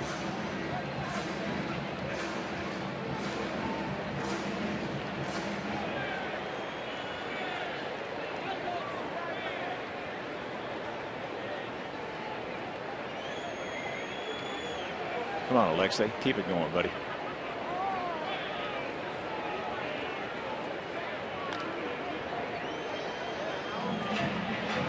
As all Sox fans know, Mauer can throw.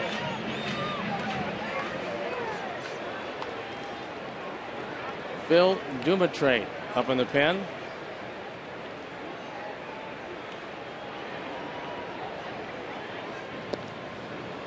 Pretty good move. He's pretty quick over there. Mind seeing Dumatrate. He's not been fooling too many people this year.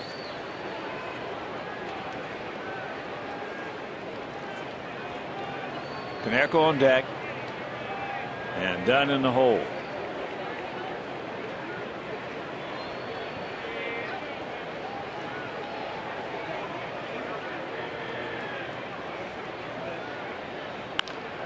Watch out.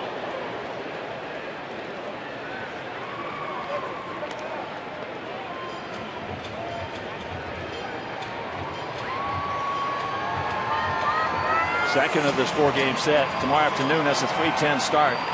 Mark Burley against Brian Dunson. So make your plans to be with us here at beautiful US Cellular Field. And on Sunday, Jake Peavy against to be announced for Minnesota. And that game will be over Comcast Sportsnet.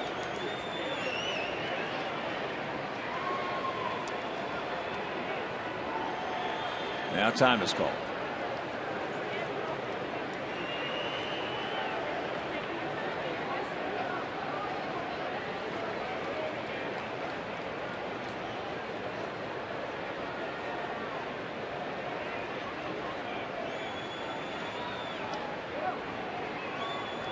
And there he goes. And that pitch is popped up.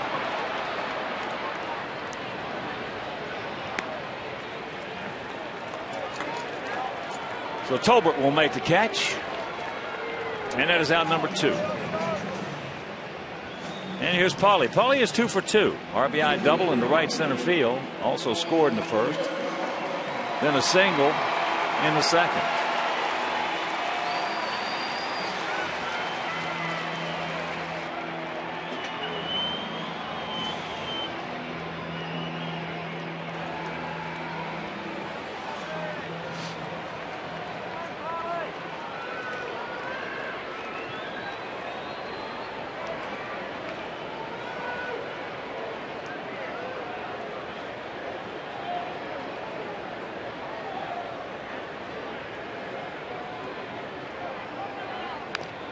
Fouls it back.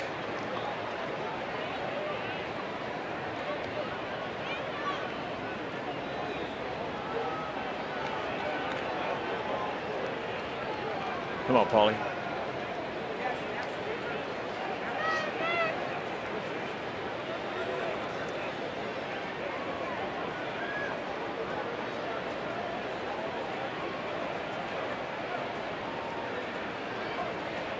And that's inside. Nice gap out there in left center field. Tigers leading Kansas City 5-3. Royals hitting in the bottom of the 5th.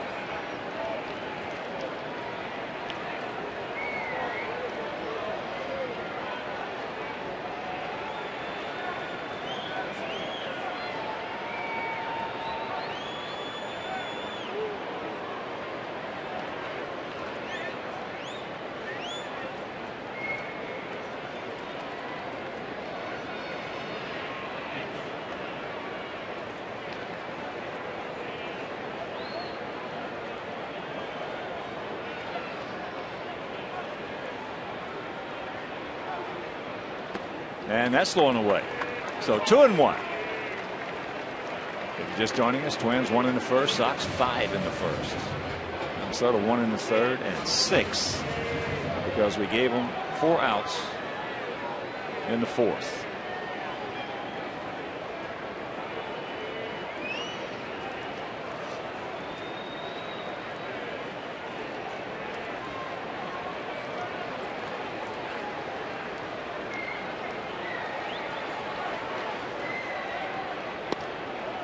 And that's inside. 3-1.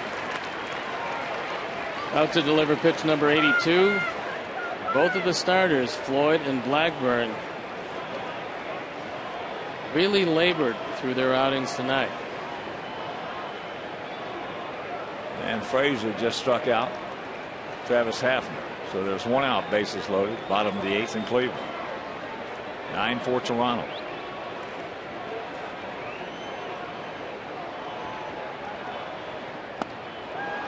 And a full count.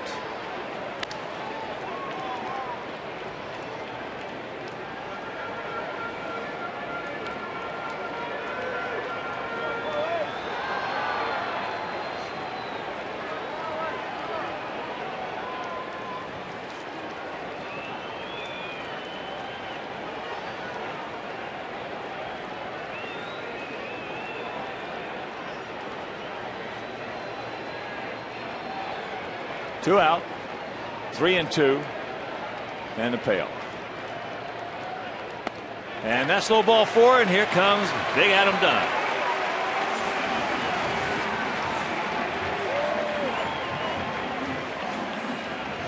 And here's what he did back in the first inning.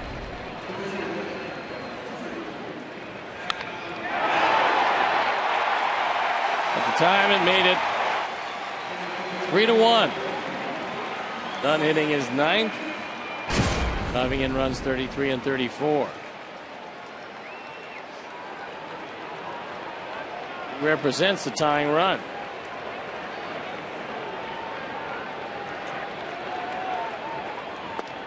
And takes that fastball upstairs. Travis Buck just hit a 2-run double. So it's now 9-6. And then on second, third, and 1 out.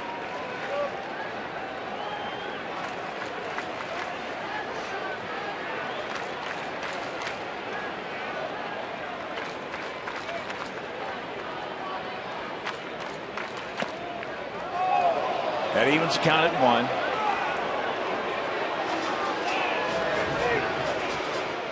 Adam didn't know that it was a strike. He thought the count was 2-0. Then he looked back at Brian Gorman, who said it had the lowest part of the low part of the zone.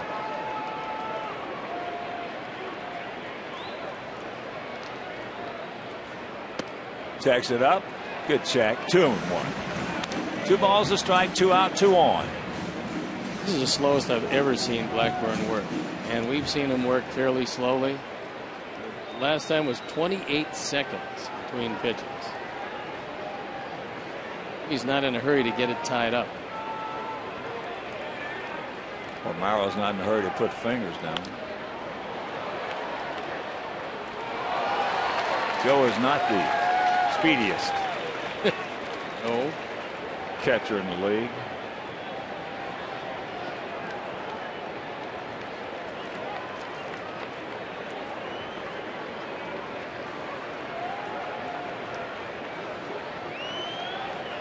He sure is one of the best.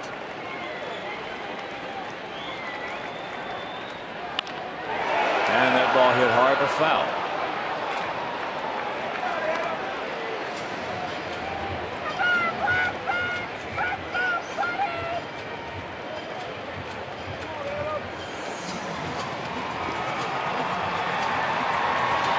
A lot of 2s on that board.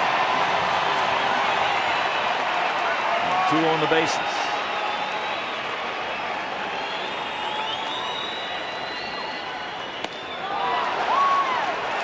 And there's 3 to Adam. So we have a threat, can't score, and we still trail at 8-5.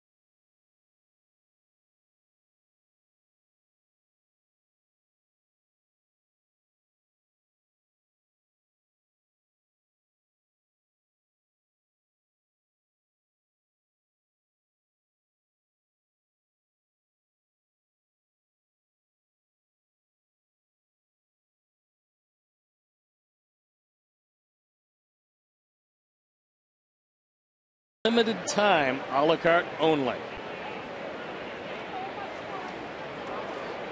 Matt Tolbert will lead it off. He started off last inning with a single.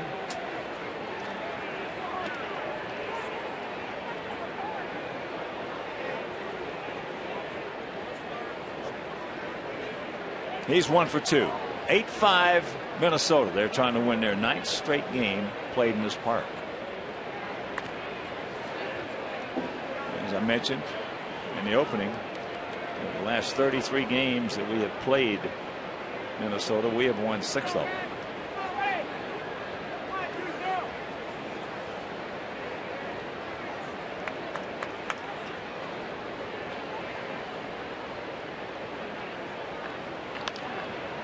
And that's out of play. So the count hangs at 0-2. Cleveland is retired in the bottom of the 8th. They'll go to the 9th. Toronto leading 9-6. Bottom of the 6th in Kansas City, still 5-3 Detroit. Some other scores. Top of the 8th in Pittsburgh, 4-3 Cubs.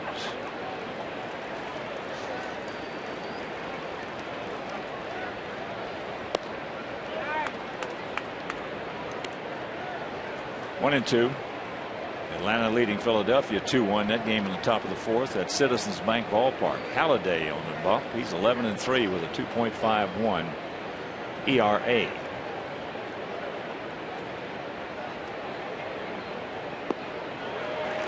He gone. One out. And that'll bring up Revere. His speed virtually was the reason they get 5 runs, 5 of those 6 last inning. Hit a ground ball to second, should have been a double play, and Gordon just couldn't get it out of his glove in time. Finally got it over to Alexi. By that time it was a bang bang play at first, and he was safe. And they went on to score and score and score.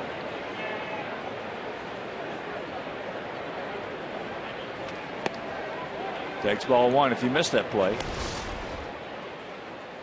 This one looked like it was going to be 2, but right there, just eyelash of a hesitation allowed Revere to beat it.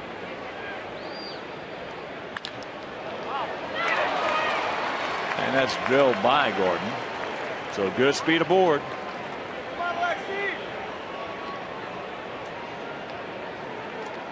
And here's Casilla. He's 2 for 3 with 2 runs scored. Checking some other scores for you at Fenway. Boston hammering Baltimore 10-3. Texas, the bottom of the 6th, leading Oakland 8-4 down at Arlington. Milwaukee leading Cincinnati 5-4, bottom of the 6th at Miller Park. 3-3 tie Arizona at St. Louis.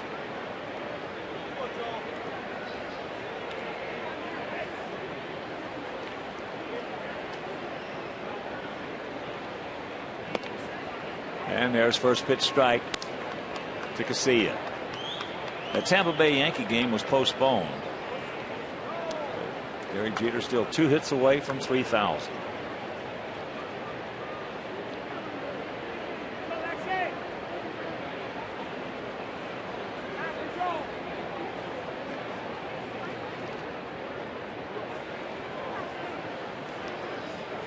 And a reminder, Great Steaks is still available for all White Sox home games. Tickets start at just $12 a seat, and the schedule is full of great matchups, promotional nights, and games featuring post-game fireworks. So it's 866-SOX-GAME or WhiteSox.com.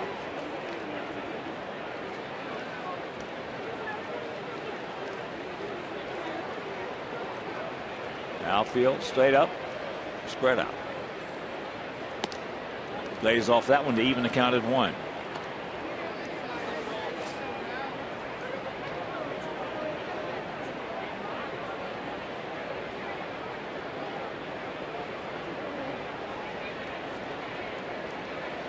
Ryan Bruni loosening up in the pen.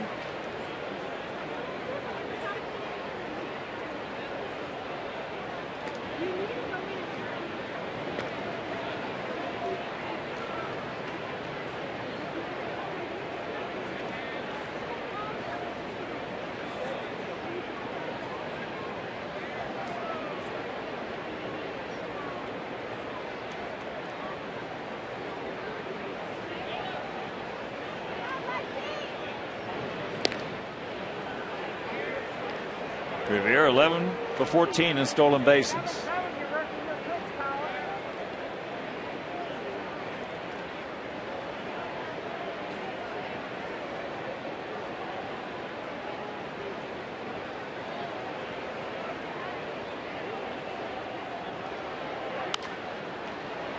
And that pitch is out of play. So a 1-2 count. The 26-year-old switch hitting infield.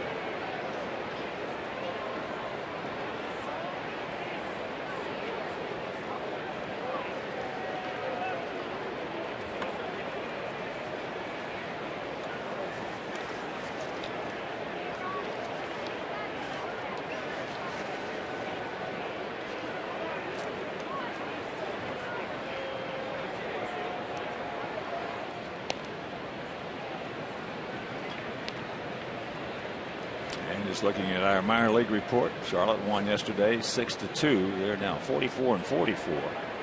4.5 games back. Viciedo was 1 for 3 with a homer. 3 RBIs. He has 16 homers, 62 RBIs. And he's hitting .318. That ball hit hard. Right at Pierre. That's a hang Wolfenfarb to see it. Boy, he plays well against us.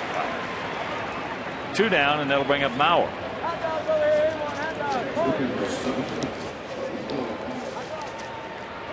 Check that. Viciedo hitting .324 with those 16 homers and 62 knocked in with 24 doubles.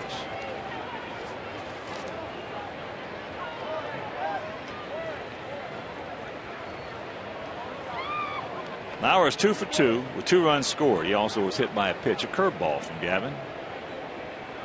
So he is 5 for 7 in the series.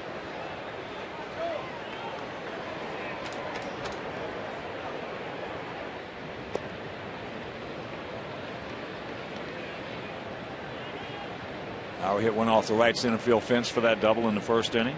Then scored on Kadyr's 2-out RBI single. And he shot one into left center for a base hit. Both Mauer and Kadir have perfect nights, along with Hughes.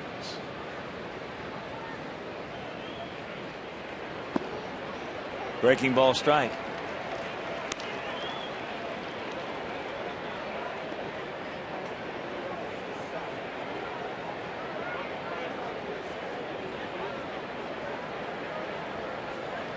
Got these two tomorrow and Sunday, and then the All-Star break. And we will come back on the 15th in Detroit for that 3-game set. And there's the strike. And then we'll go from Detroit to Kansas City for 3. And then we'll go to Cleveland for 3. So a 10-day, 9-game road trip.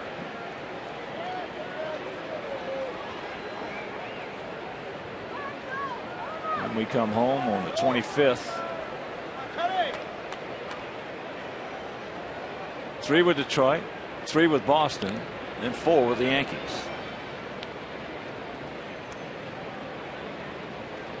So we've got a work cut out for us.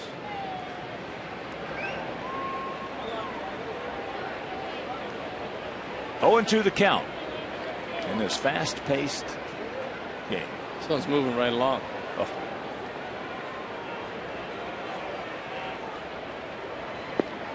Checks it up. He did not go.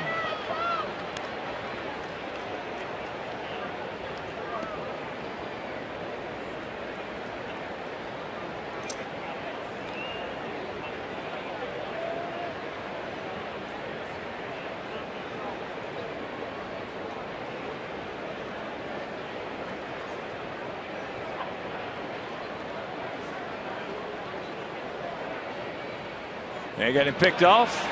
Now Paulie.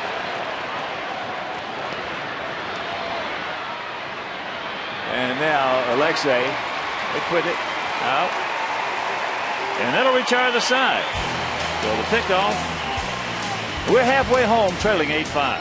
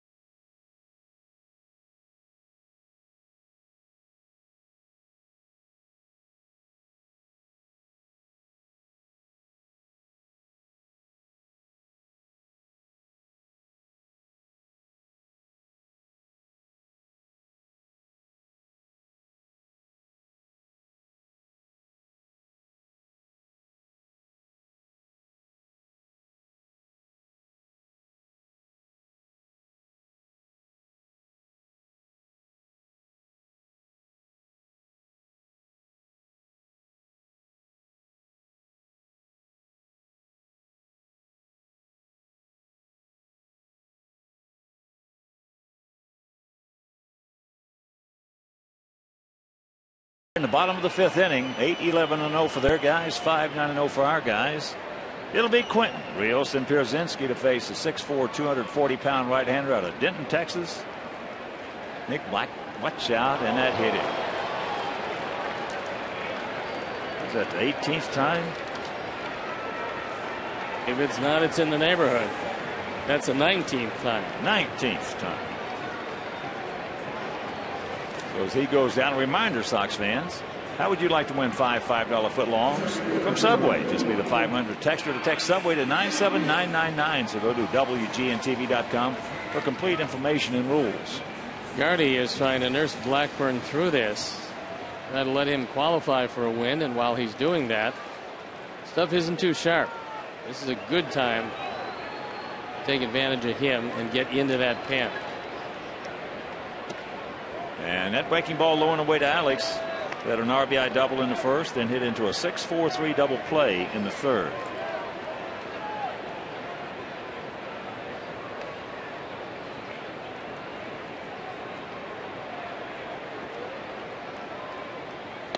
And takes it right there.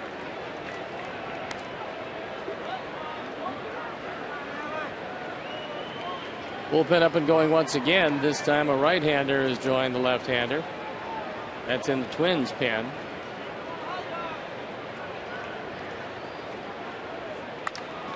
And that's going to be foul.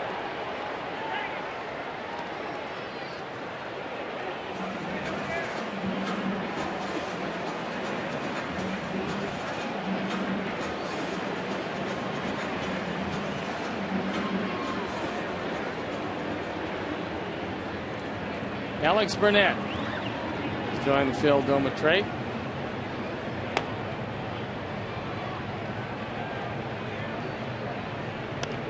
Checks it up, fouls it off, and count hangs at 1-2.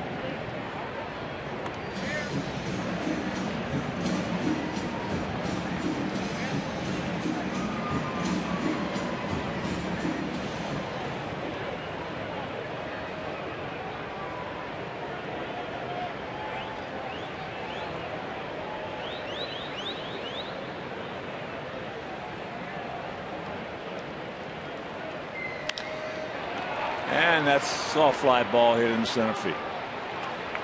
So that's out number 1. And here comes AJ. He's 1 for 2. He just shot a single in the right field back in the 3rd inning.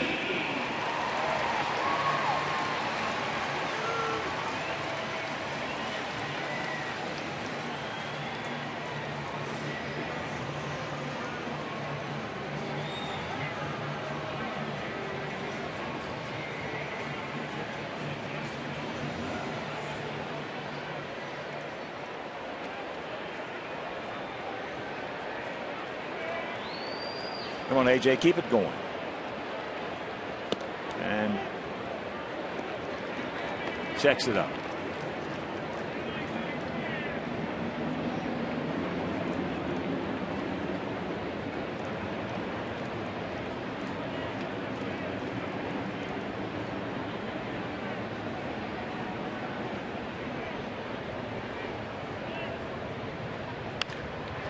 That's lined in the left. Get down, it will.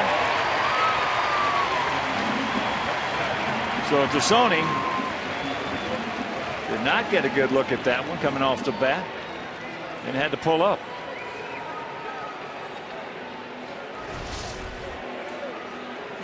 AJ took this one low and out of the zone, sliced it into left field.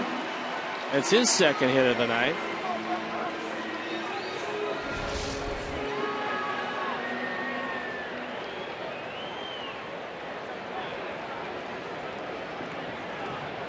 And here's Beckel. He's 1 for 2 with an RBI. Had a 2-out RBI single in the 1st inning. Takes it right there.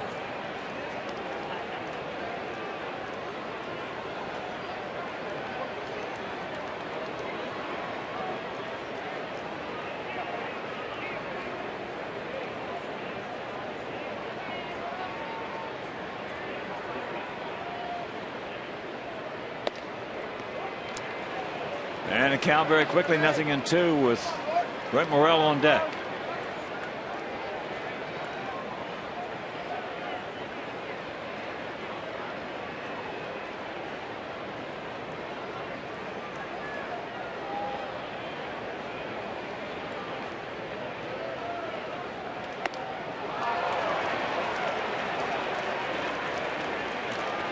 climbed the ladder after 2 pitches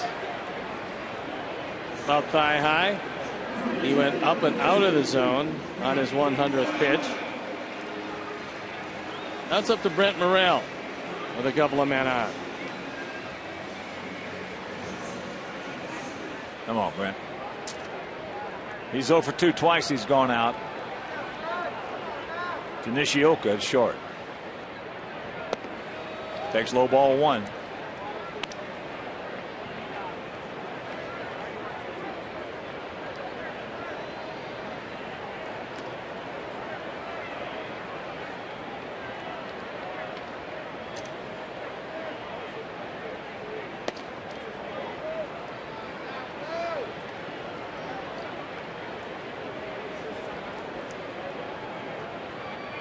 Quinn at second. AJ at first. Big gap in left center.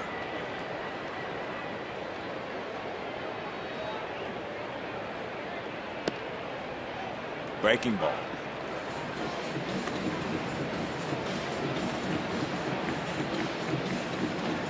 Outfield just a step toward right center.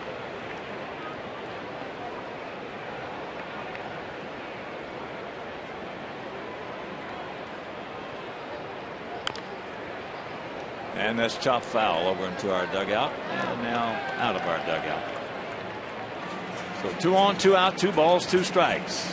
Game 2 of this 4-game series.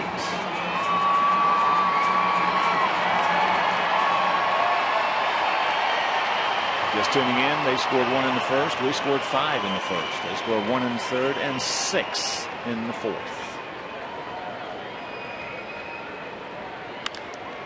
And that's going foul.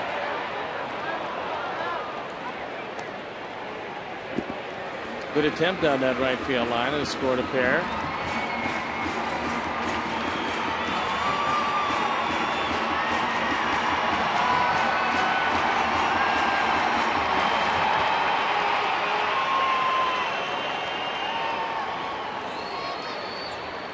Blackburn is trying to stay away to Morel. He did, and he got him. So we get a couple of guys on, can't do anything with it, and we are into the 6th.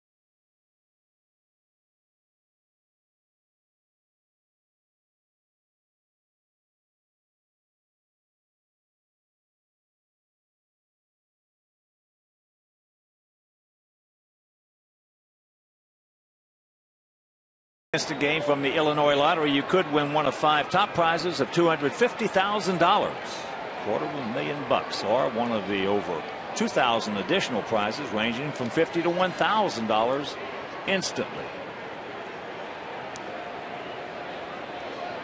We've already got 5 in if you're just tuning in. That's the good news. We led it 5-1. It is now 8-5 Minnesota. It'll be Mauer, Kadire, and Valencia.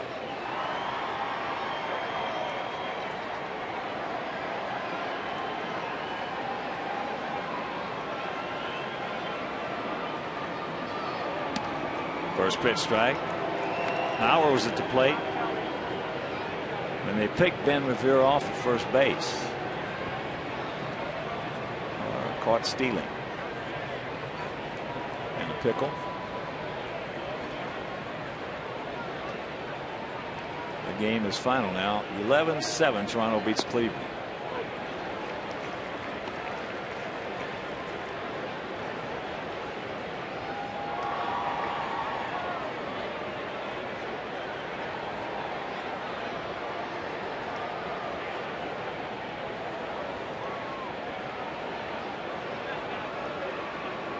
The 0-2 pitch.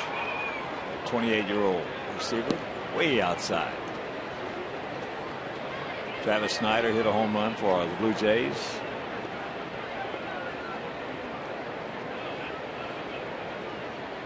A lot of hitting going on.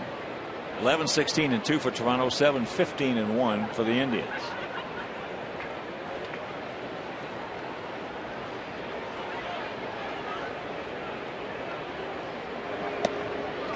He gone. 1 out.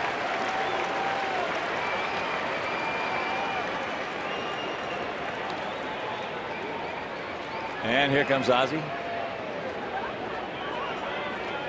He's going to make a change as Will Oman came in the 4th inning. So he will go an inning and 2/3. He'll depart, and we'll be back.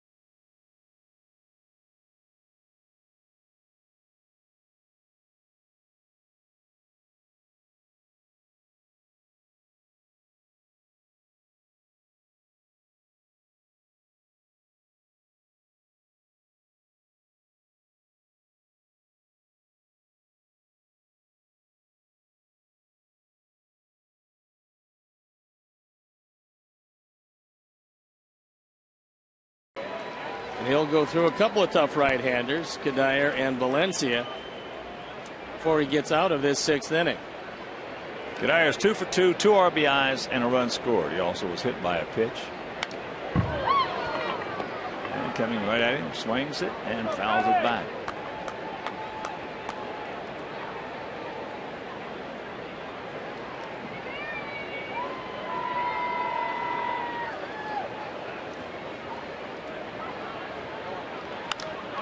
And that is popped up into center field.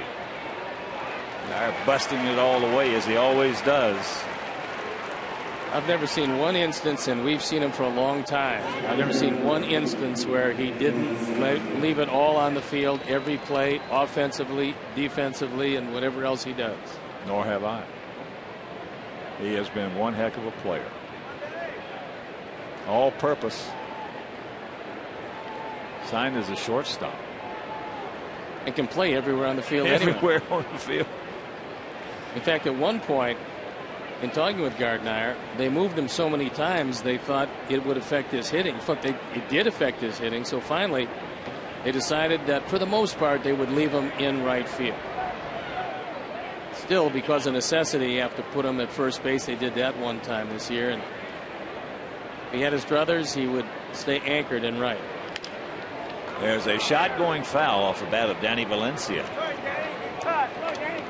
He is 0 for 2 with a sacrifice fly. Yeah, Dyer is some kind of player. He's been a position player like Tim Wakefield has been a pitcher for the Red Sox over the years. Starter, closer, whatever you need. Setup, right. Long man, whatever. All you need with Wakefield is a catcher that you won't drive crazy trying to catch that knuckleball. You gotta have a big glove and a big cup. Wow. I mean, when you look at it, if you slow it down and you look at the way the ball moves and realize that nobody knows, the hitter doesn't know, Wakefield doesn't know, the catcher doesn't know, nobody knows where the ball is going. It becomes a nightmare for catchers who I'm sure dream about it if they haven't caught it too often. So a full count.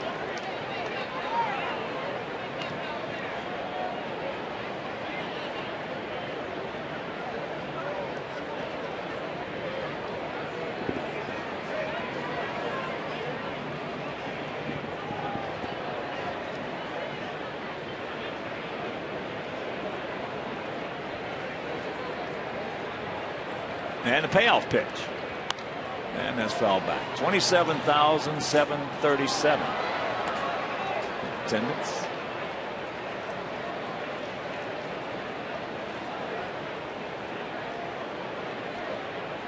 Pittsburgh now leading the Cubs 7-4, top of the 6th at PNC. Boy, Hurdle's got those buckos. It's in top of the 9th.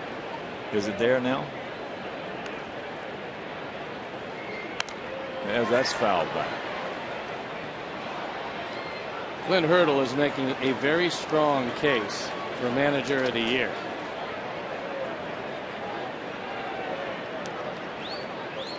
Yeah, top of the 9th. If the present scores continue to hold up, you're going to see a three-way tie for first place in the Central, with Pittsburgh being one of the teams.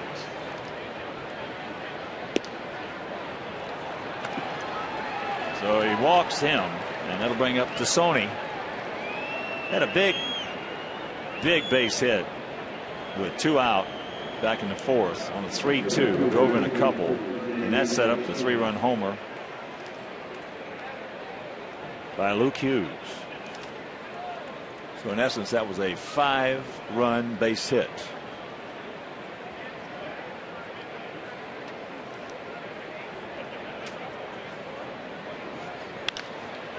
Right to Paulie, and that'll retire the side. We'll go to the bottom of the 6th. We need 3 to tie.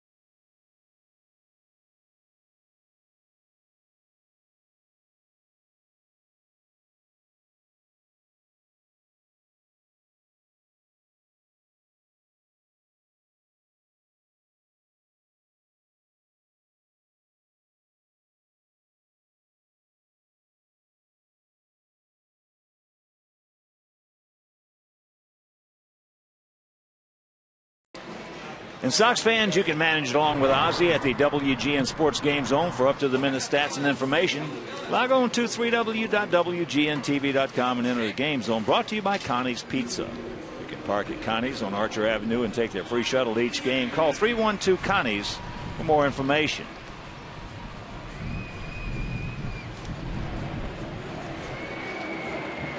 So a pitching change for the Twins.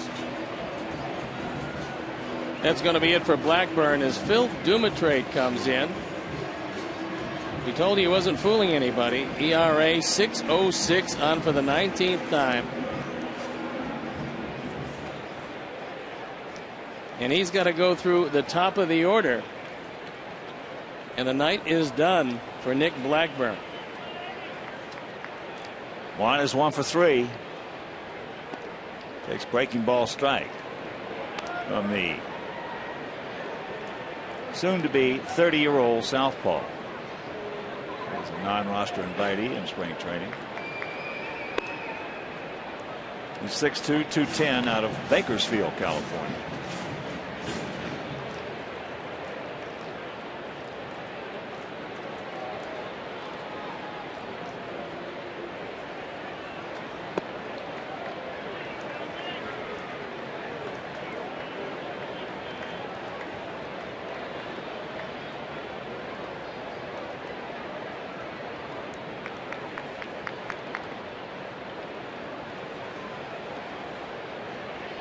And that is shot foul.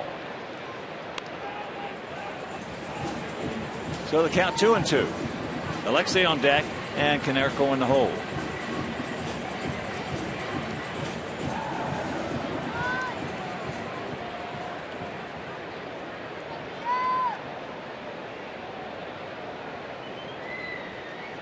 Whoa, little high neck in.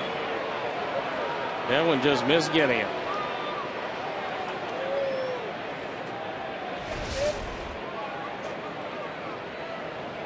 Almost got the lead elbow. Fortunately, it didn't.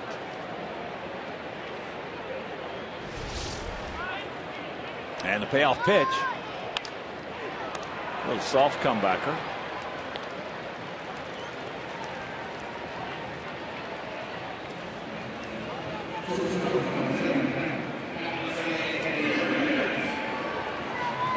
So 1 out to Alex.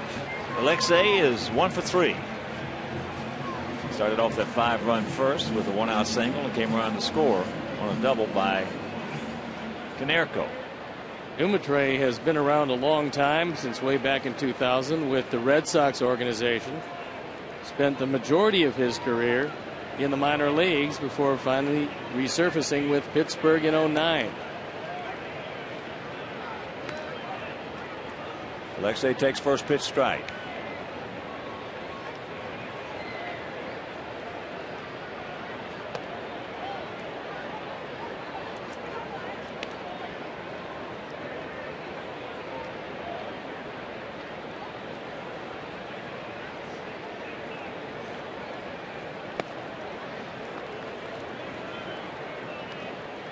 Two and 1 to count. We need some base runners here, boys. We need some base runners. And that's going to be foul.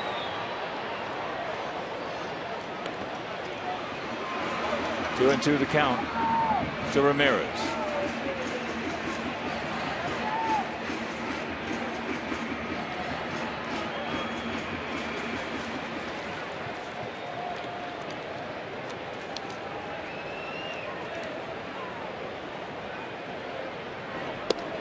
Jacks it up in a full count.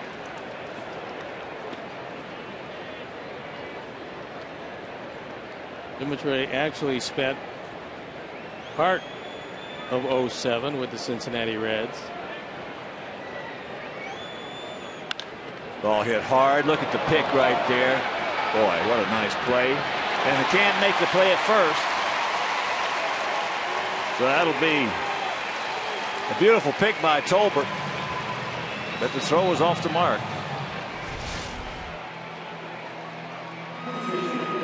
one-hop rocket. Colbert does get up, throws in the dirt. Last night, Mauer made all of these plays. Luke Hughes has the ball trickle off the glove, and it's the second hit of the night for Ramirez. More importantly, a base runner.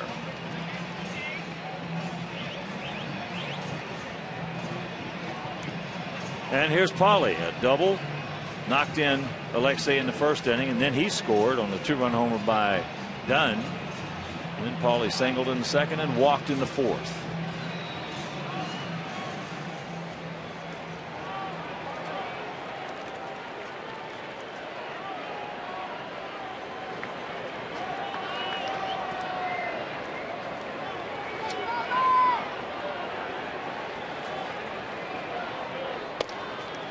First pitch strike.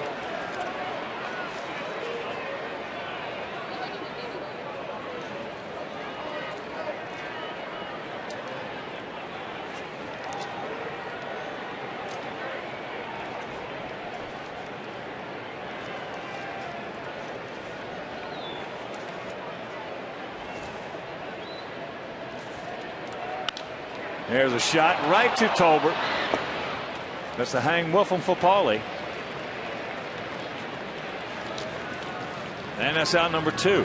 And a reminder, you can stop by the Comcast Fundamentals Day here at US Cellular Field for the ultimate game day experience. Visit the Comcast dugout to see official White Sox equipment, take photos next to life-size player cutouts, and listen to updates about the White Sox pitching staff on the Xfinity Voice dugout phone. All brought to you by the great folks at Comcast.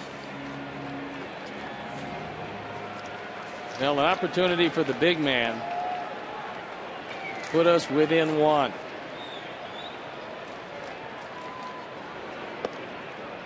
Takes first pitch strike. Hit that long 2-run homer in the first for his 9th of the season. And he struck out in the second and fourth.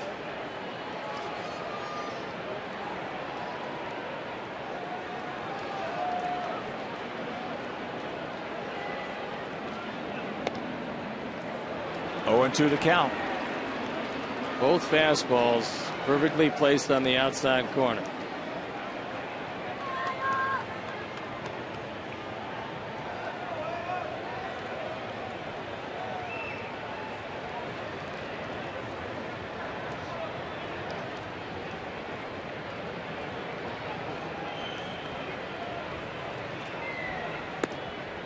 Way outside, 1 and 2.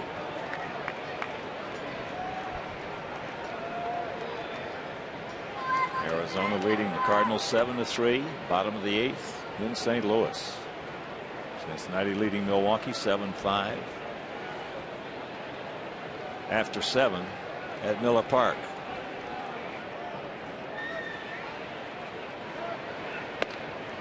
And that's off the corner. He has yet to throw him 1 breaking ball. It's been 4 straight fastballs.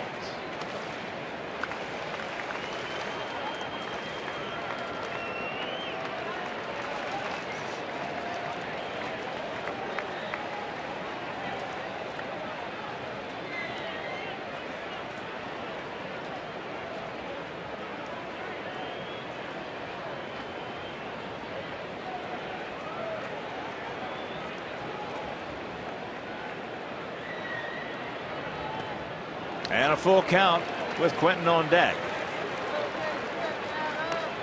And of course, they got the right-hander down in the pen. Won't catch Gardenhire short. Now, if Dimitre doesn't get done one way or the other, he's not going to be around to face Quentin.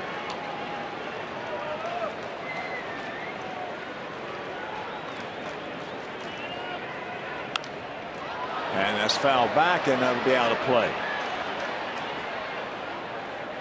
He's thrown him a couple straight changes. And Adams stayed alive.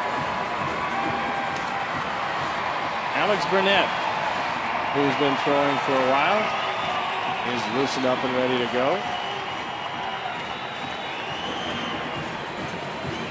And then another guy with an ERA up over 6.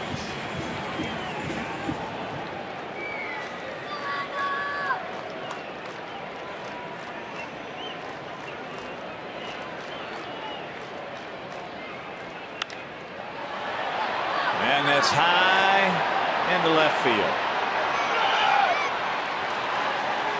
And that'll retire the side. We'll go to the 7th. It is still an 8-5 Minnesota lead.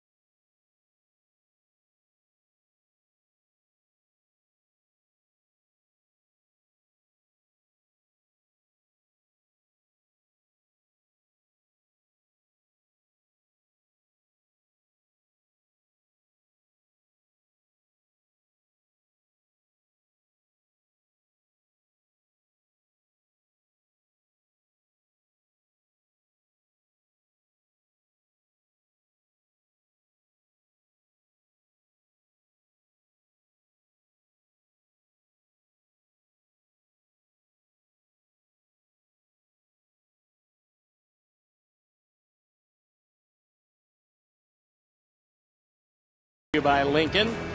Tomorrow afternoon, it's these same Twins on Fox at 3 p.m. And then Sunday afternoon, the day before the All-Star break, the Twins again at 1 p.m. on CSN. Then, after the break, it's on to Detroit Friday night, 6:30 on CSN. That's the Lincoln upcoming schedule. And that is foul. First pitch thrown to Luke Hughes, who's 2 for 2, a big and a long 3-run homer back in the 4th inning. That made it an 8-5 Minnesota lead. 8-11-0 for them, 5-11-0 for us. And there is strike 2.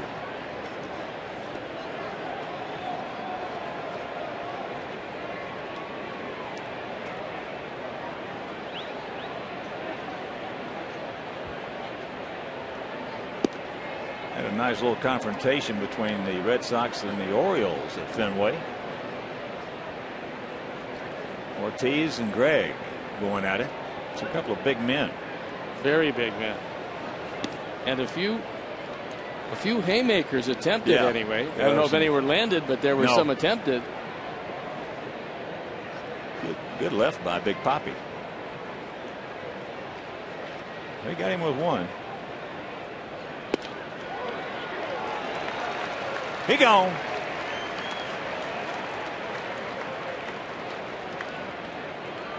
For the first time tonight, Hughes is retired. Yeah, what a neighborhood call.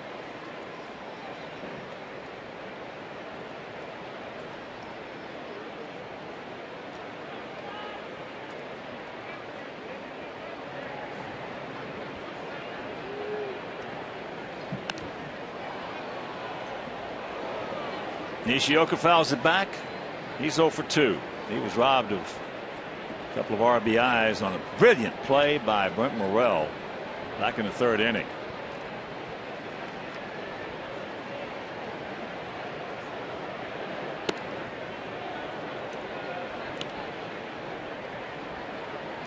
It's Chris Sale loosening up. So it's been Floyd for 3 2/3 and Oman for an inning and 2/3. Rooney is currently on and Sale loosening. And a count 2-1.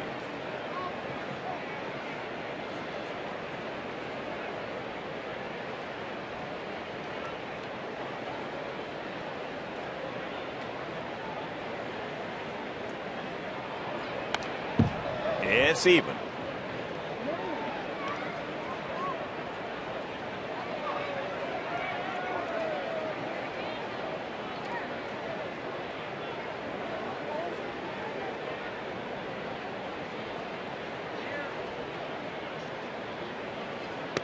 And that's high. Come on, Brian. No walks, buddy.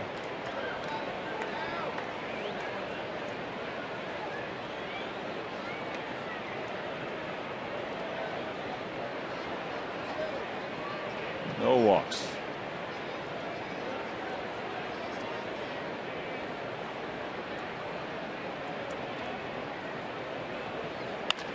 Back through the middle.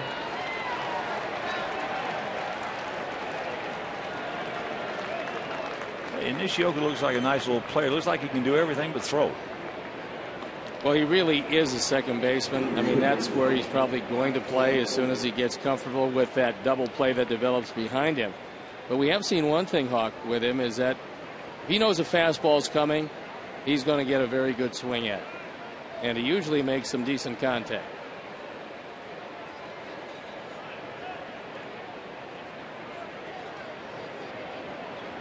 So here's Tolbert.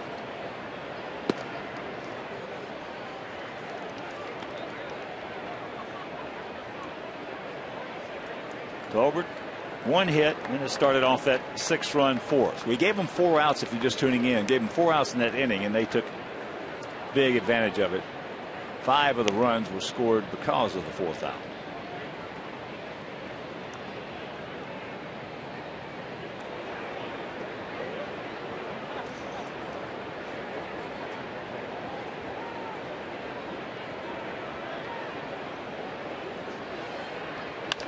Watch out.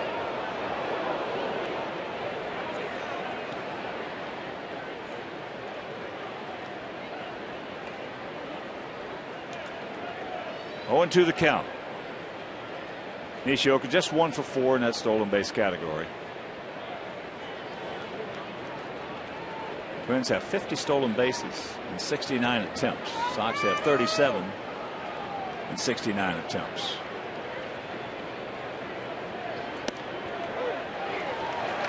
He gone. 2 down.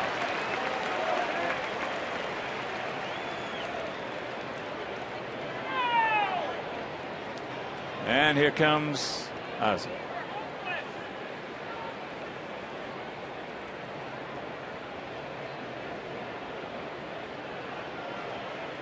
Ben Revere will be the hitter, so Chris Sale will come on in relief of Bruni. Last few times out, Brian has been going right after him and getting them out, healed apart, and we'll be back.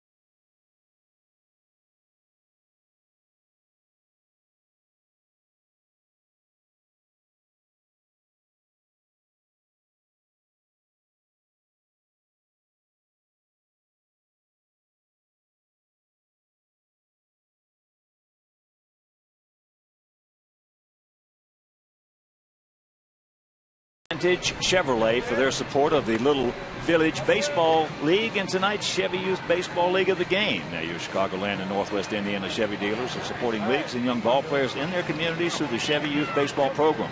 From the big leagues to the youth league, Chevy is truly the official vehicle of baseball. That is the Advantage Chevrolet.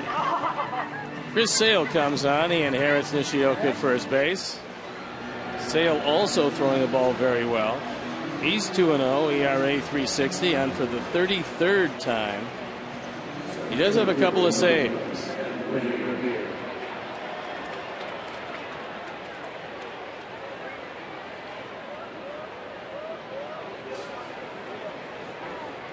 Two out, one on, and here is Revere.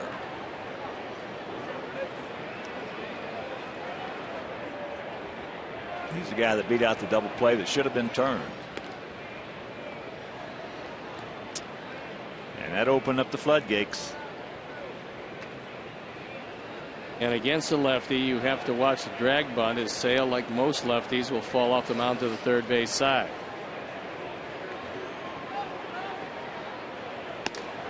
There's a good fastball. That one at 97. Pittsburgh defeated the Cubs 7-4 at PNC. McCutchen over Marshall. Hanrahan, his 26th save.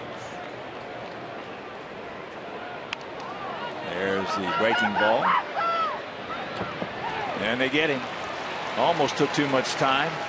Meanwhile, 7th inning stretch. It is still 8-5 Twinkies.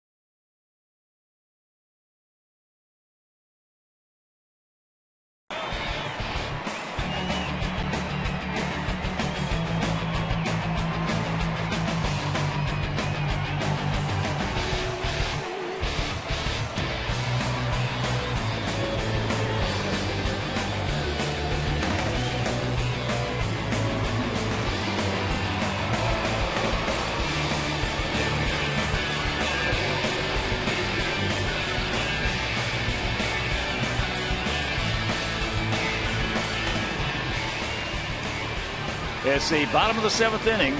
8-12-0 for Minnesota. 5-11-0 for our guys, and a pitching change. Dumaitre is out. He was in relief of Blackburn, and Alex Burnett, who had been warming up, comes in at 2.5 ERA. In the neighborhood of 6.5, on for the 33rd time. Now 3 runs to get. And Carlos Quentin to start it off.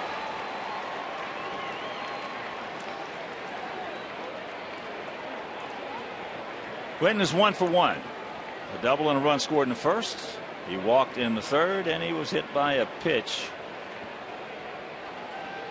That was in the 5th.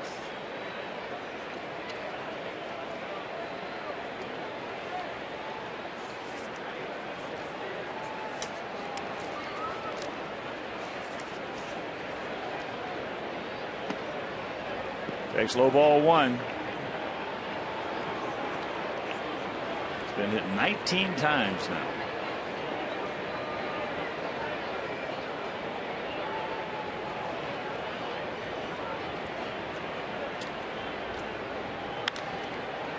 That's out and around it, pulled, and it's going to hang up so that Tassone is there to make the catch. 1 out. This Minnesota bullpen has not been the greatest. Yet, after Blackburn, we didn't do anything with Dumaitre. Burnett quickly gets the first out. Last year he pitched for Minnesota, got to the big leagues, the record 2-2. 41 appearances, so he was durable. But an ERA over 5.25.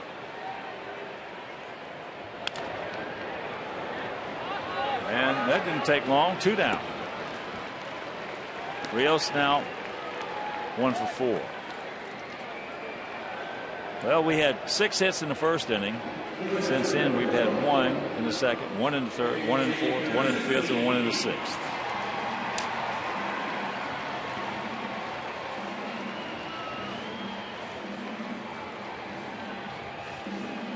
Those 19 times that Quinn's been hit's nothing, though. His first year, in 04, he was hit 43 times. That was under the bad lights, though. Next year, he was hit 29 times. Next year, he was hit 39 times. Next year, he was hit 20 times.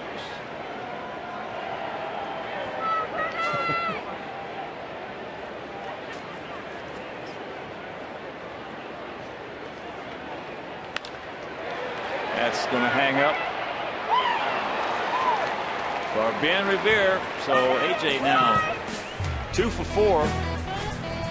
And that was a quick 7th inning.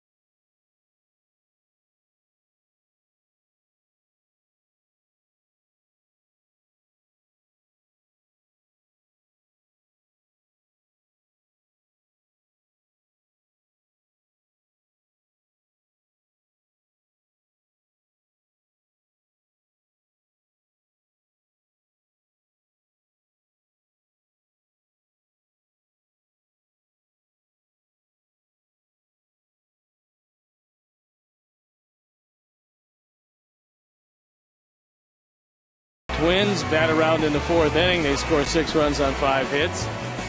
The Sox bat around in the 1st when all was beautiful. 5 runs on 6 hits. And at the end of the day, it's an 8-5 Twin lead. Visit your local Honda dealer today to test drive the 2011 Honda Cross Tour, available with 4-wheel drive. Here's Casilla. He is 2 for 4 with 2 runs scored. Takes the bunt, takes the ball. Maurer on deck and Cuddyer in the hole. Tomorrow afternoon, a 3:10 start. Mark Burley against Brian Dunsing. A couple of southpaws out on that bump. And that game will be over WFLD on Sunday in the finale of the series. And this homestand, Jake Peavy against to be announced, and that game will be over Comcast Sportsnet. Becker taking charge, and this out number 1. And I guess on this homestand so far, thank goodness for the balk. You're right about that. A walk-off balk. First game against Kansas City. As here's Maurer. 2 for 3. 2 runs scored.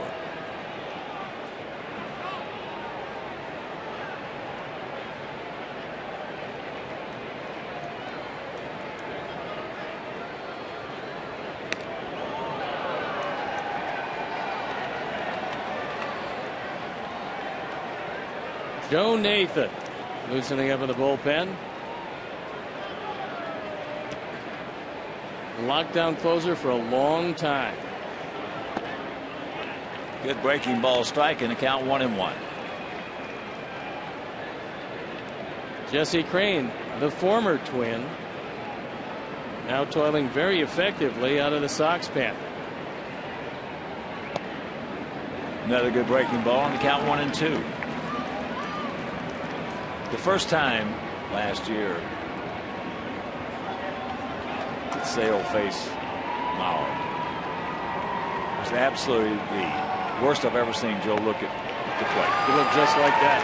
No, he looked worse last year. 2 down.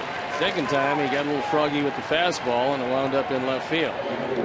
But that slider to any left-hand hitter, now that he's getting some depth to it, is really tough to deal with.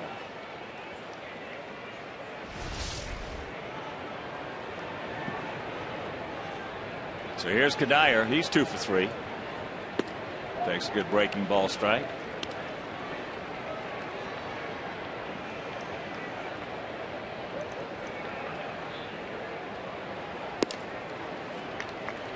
And that fastball at 98.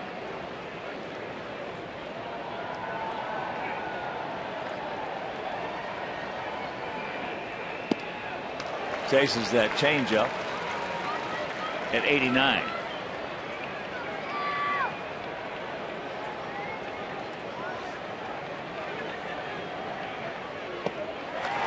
That didn't take long. He gone.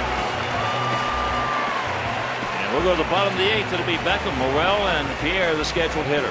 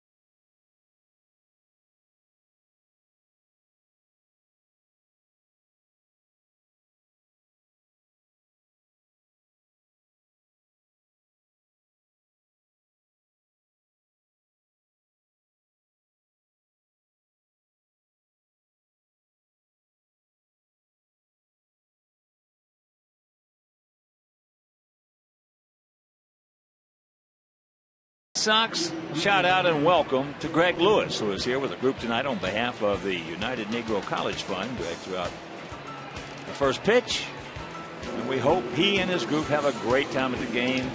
And so far, we trail it 8-5 here in the bottom of the 8th in the pitching change. Joe Nathan coming into the game.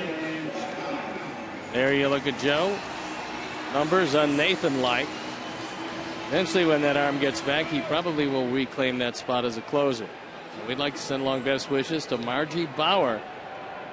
He's been a fan, a big Sox fan, for 80 years. Woo. How about that? That's awesome. Should have got that in earlier. Well, we'll get it again tomorrow. Okay. Margie Bauer. Gordon Beckham will lead it off.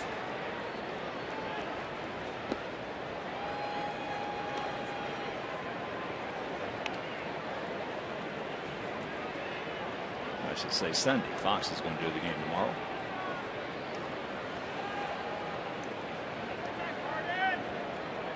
Gordon is 1 for 3 with an RBI.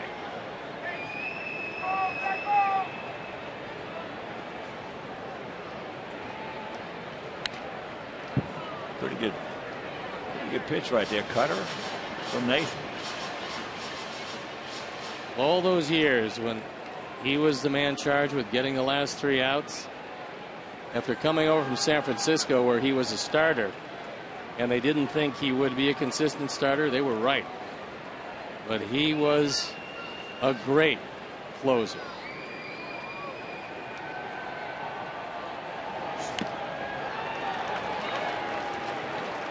One out.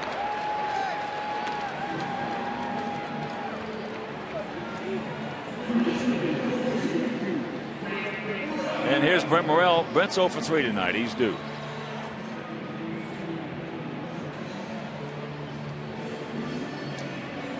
Well, they got Nathan and Liriano and Boof Bonser for AJ. Not a bad deal. Yeah, that pitch has popped up right side. Good iron. Real good hands on that guy. Quickly 2 out.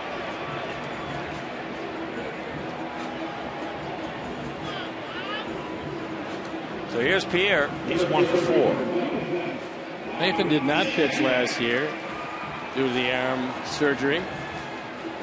47 saves in 09. 44 in 04, 43, 36, 37, 39, and 47. Pretty tough.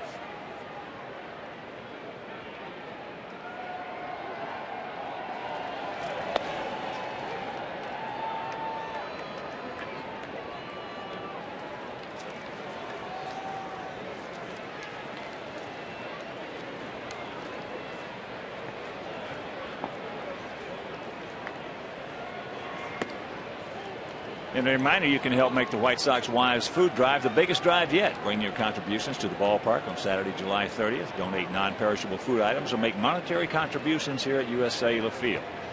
White Sox Food Drive to benefit the Greater Chicago Food Depositories. Presented by Dominic's. That is Saturday, July 30th. Had a real good one last year. Let's have an even better one this season.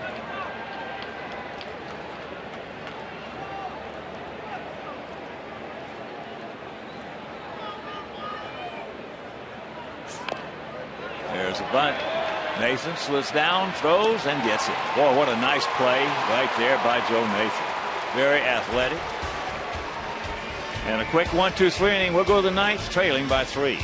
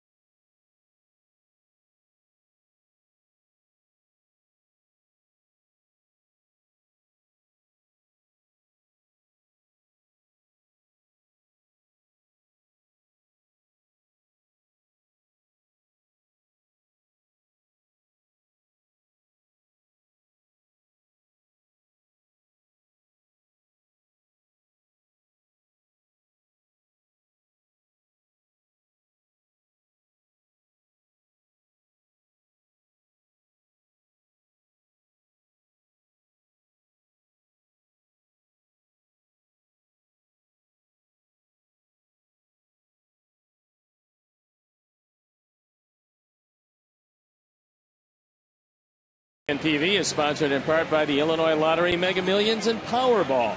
Tonight's Mega Millions jackpot is worth $16 million. Saturday's Powerball jackpot is worth $36 million.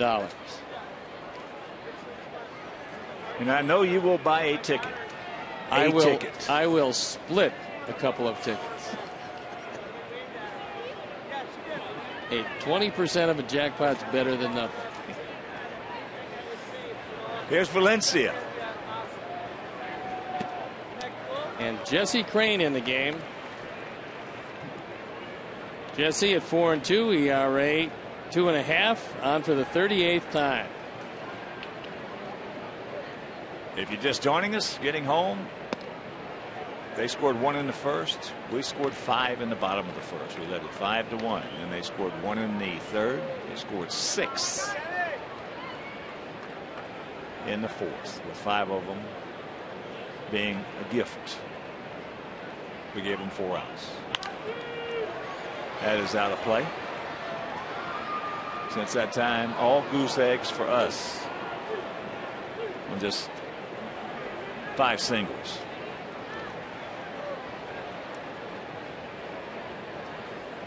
First inning, we had 3 doubles and a homer.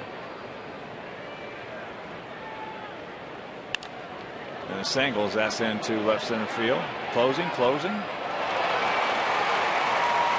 And Pierre makes the catch.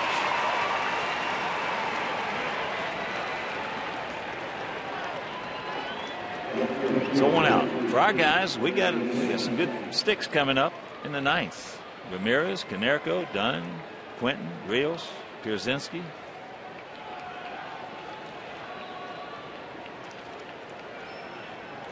So here's Tassone. What a nice job by Chris Sale.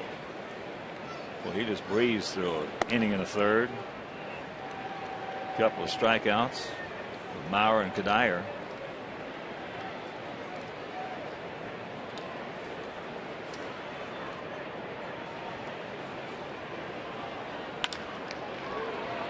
And there's a base hit by Tassone. He's now 2 for 5.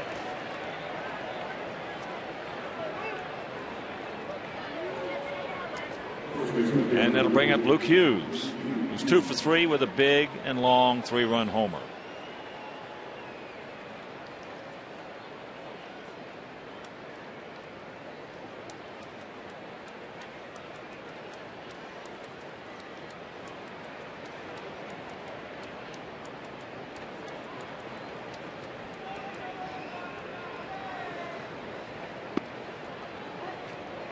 Breaking ball strike to Hughes. A lot of action in the first 4 innings, and since then, very quiet.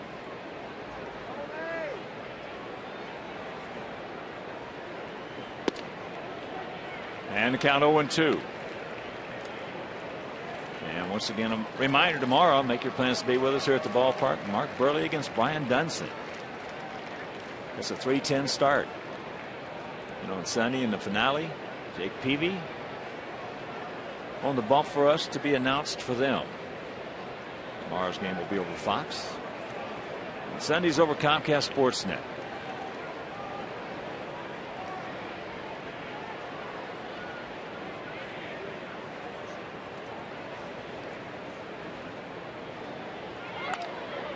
Now is that back to our right?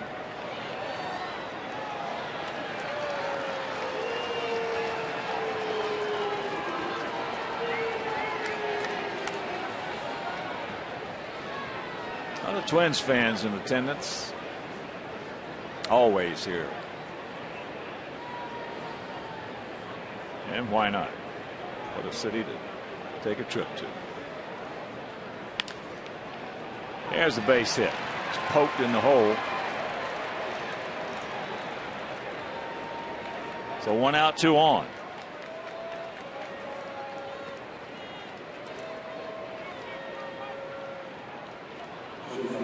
And here is Yoshi Nishioka, who was walked, robbed of a base hit and a couple of RBIs by Morel back in the third. Then popped up to right and then singled sharply back to the middle. So he's 1 for 3. Hughes has had a very good night at 3 for 4.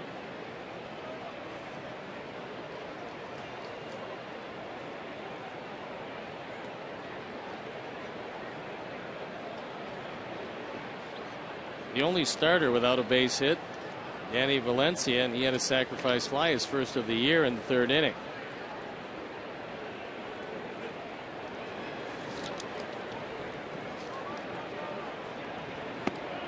First pitch strike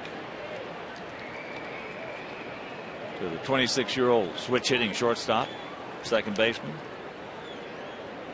Over in Japan for 8 years, he was a .293 career hitter.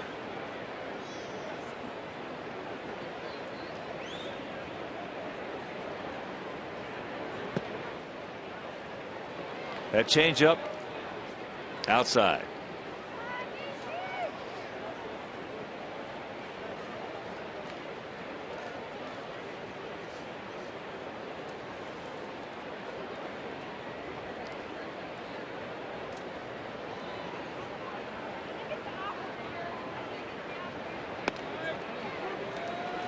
And there's a strike, so the count 1-2.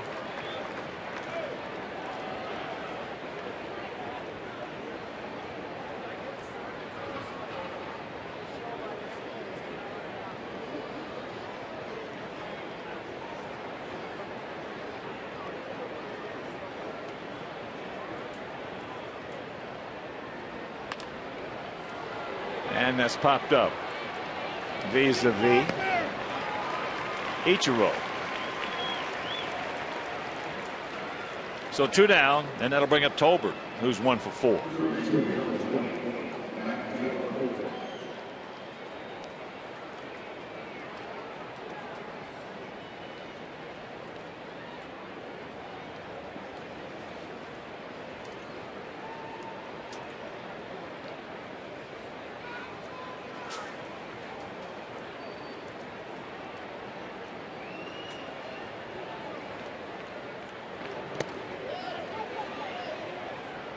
That ball hit right off the shin guard of AJ and bounced down the third base line.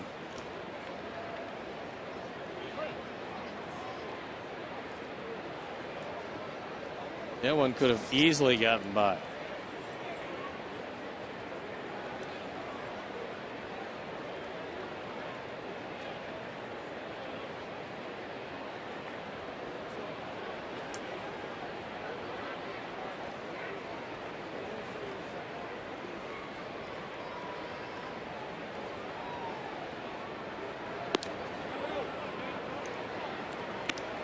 One and one to count.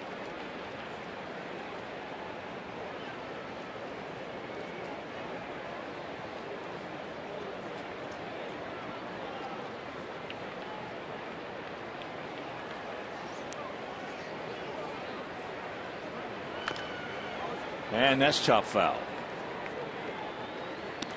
St. Louis trying to come back in that Arizona game. Cardinals hitting in the bottom of the ninth, now trailing only 7-6.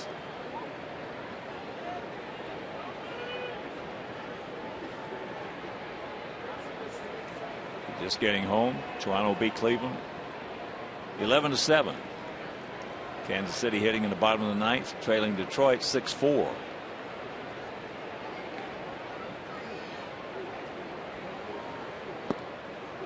And that's outside. Bottom of the eighth in Philadelphia, tied at 2 with Atlanta. Brewers hitting in the bottom of the ninth, trailing Cincinnati 7-6.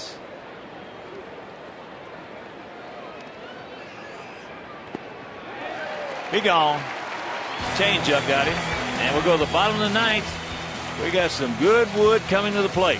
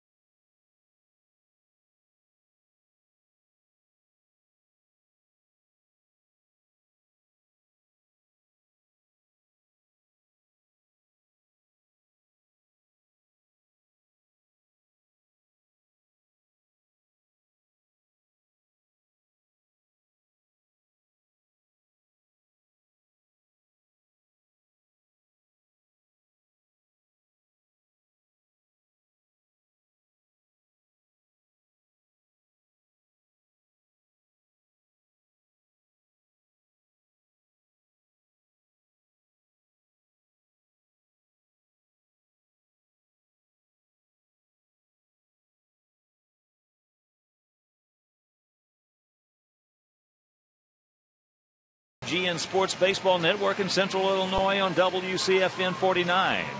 On WHOHD 13.3 in Des Moines, in Peoria, on My 59 Peoria, and in the Quad Cities watching on WQAD 8.2. Welcome to the WGN Sports Baseball Network. Matt Capps comes into the game. We saw him last night. He pitched an inning in a non-save situation. It was a spotless ninth, but he's really had his problems closing down games. And this is a save situation. There you look at the numbers. So Capps with a high ERA on for the 36th time. He has been plagued by the long ball. 6 home runs in 36 2/3 innings.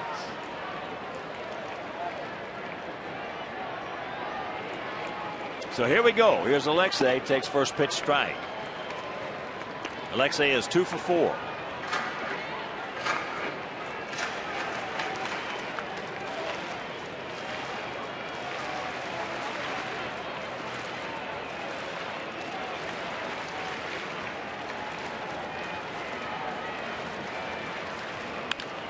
That ball hit high and deep. Stretch. Nope. Almost a collision, but Revere called for it, wondering what Tassone was doing there.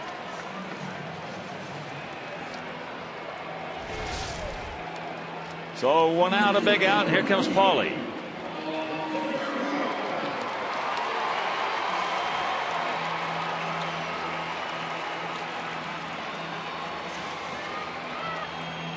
Paulie doubled in a run in the first and scored. He singled in the second, walked in the fourth, and then in the sixth hit a bullet right to Tolbert at third. A definite hang woofle.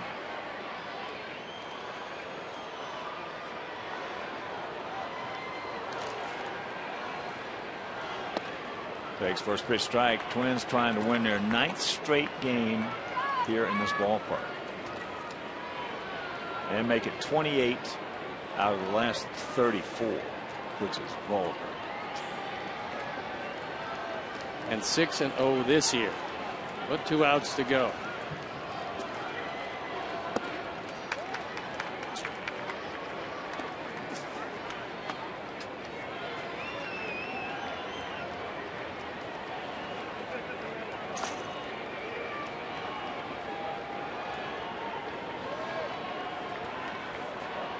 Come on, Paulie. Nishioka in time. So 2 down. Throw off the mark. Pulled Hughes off the bag, but there was plenty of time.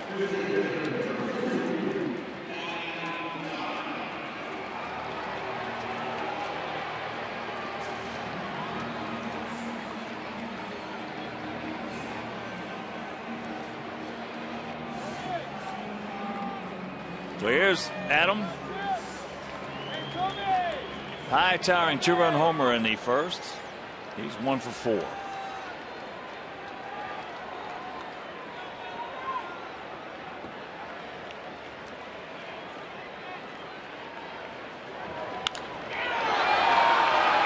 High in the center field, and that ball comes down. This game will be over. So they are 6-0 against us this year as they have taken the first 2 by scores of 6-2 and 8-5, and we'll be back.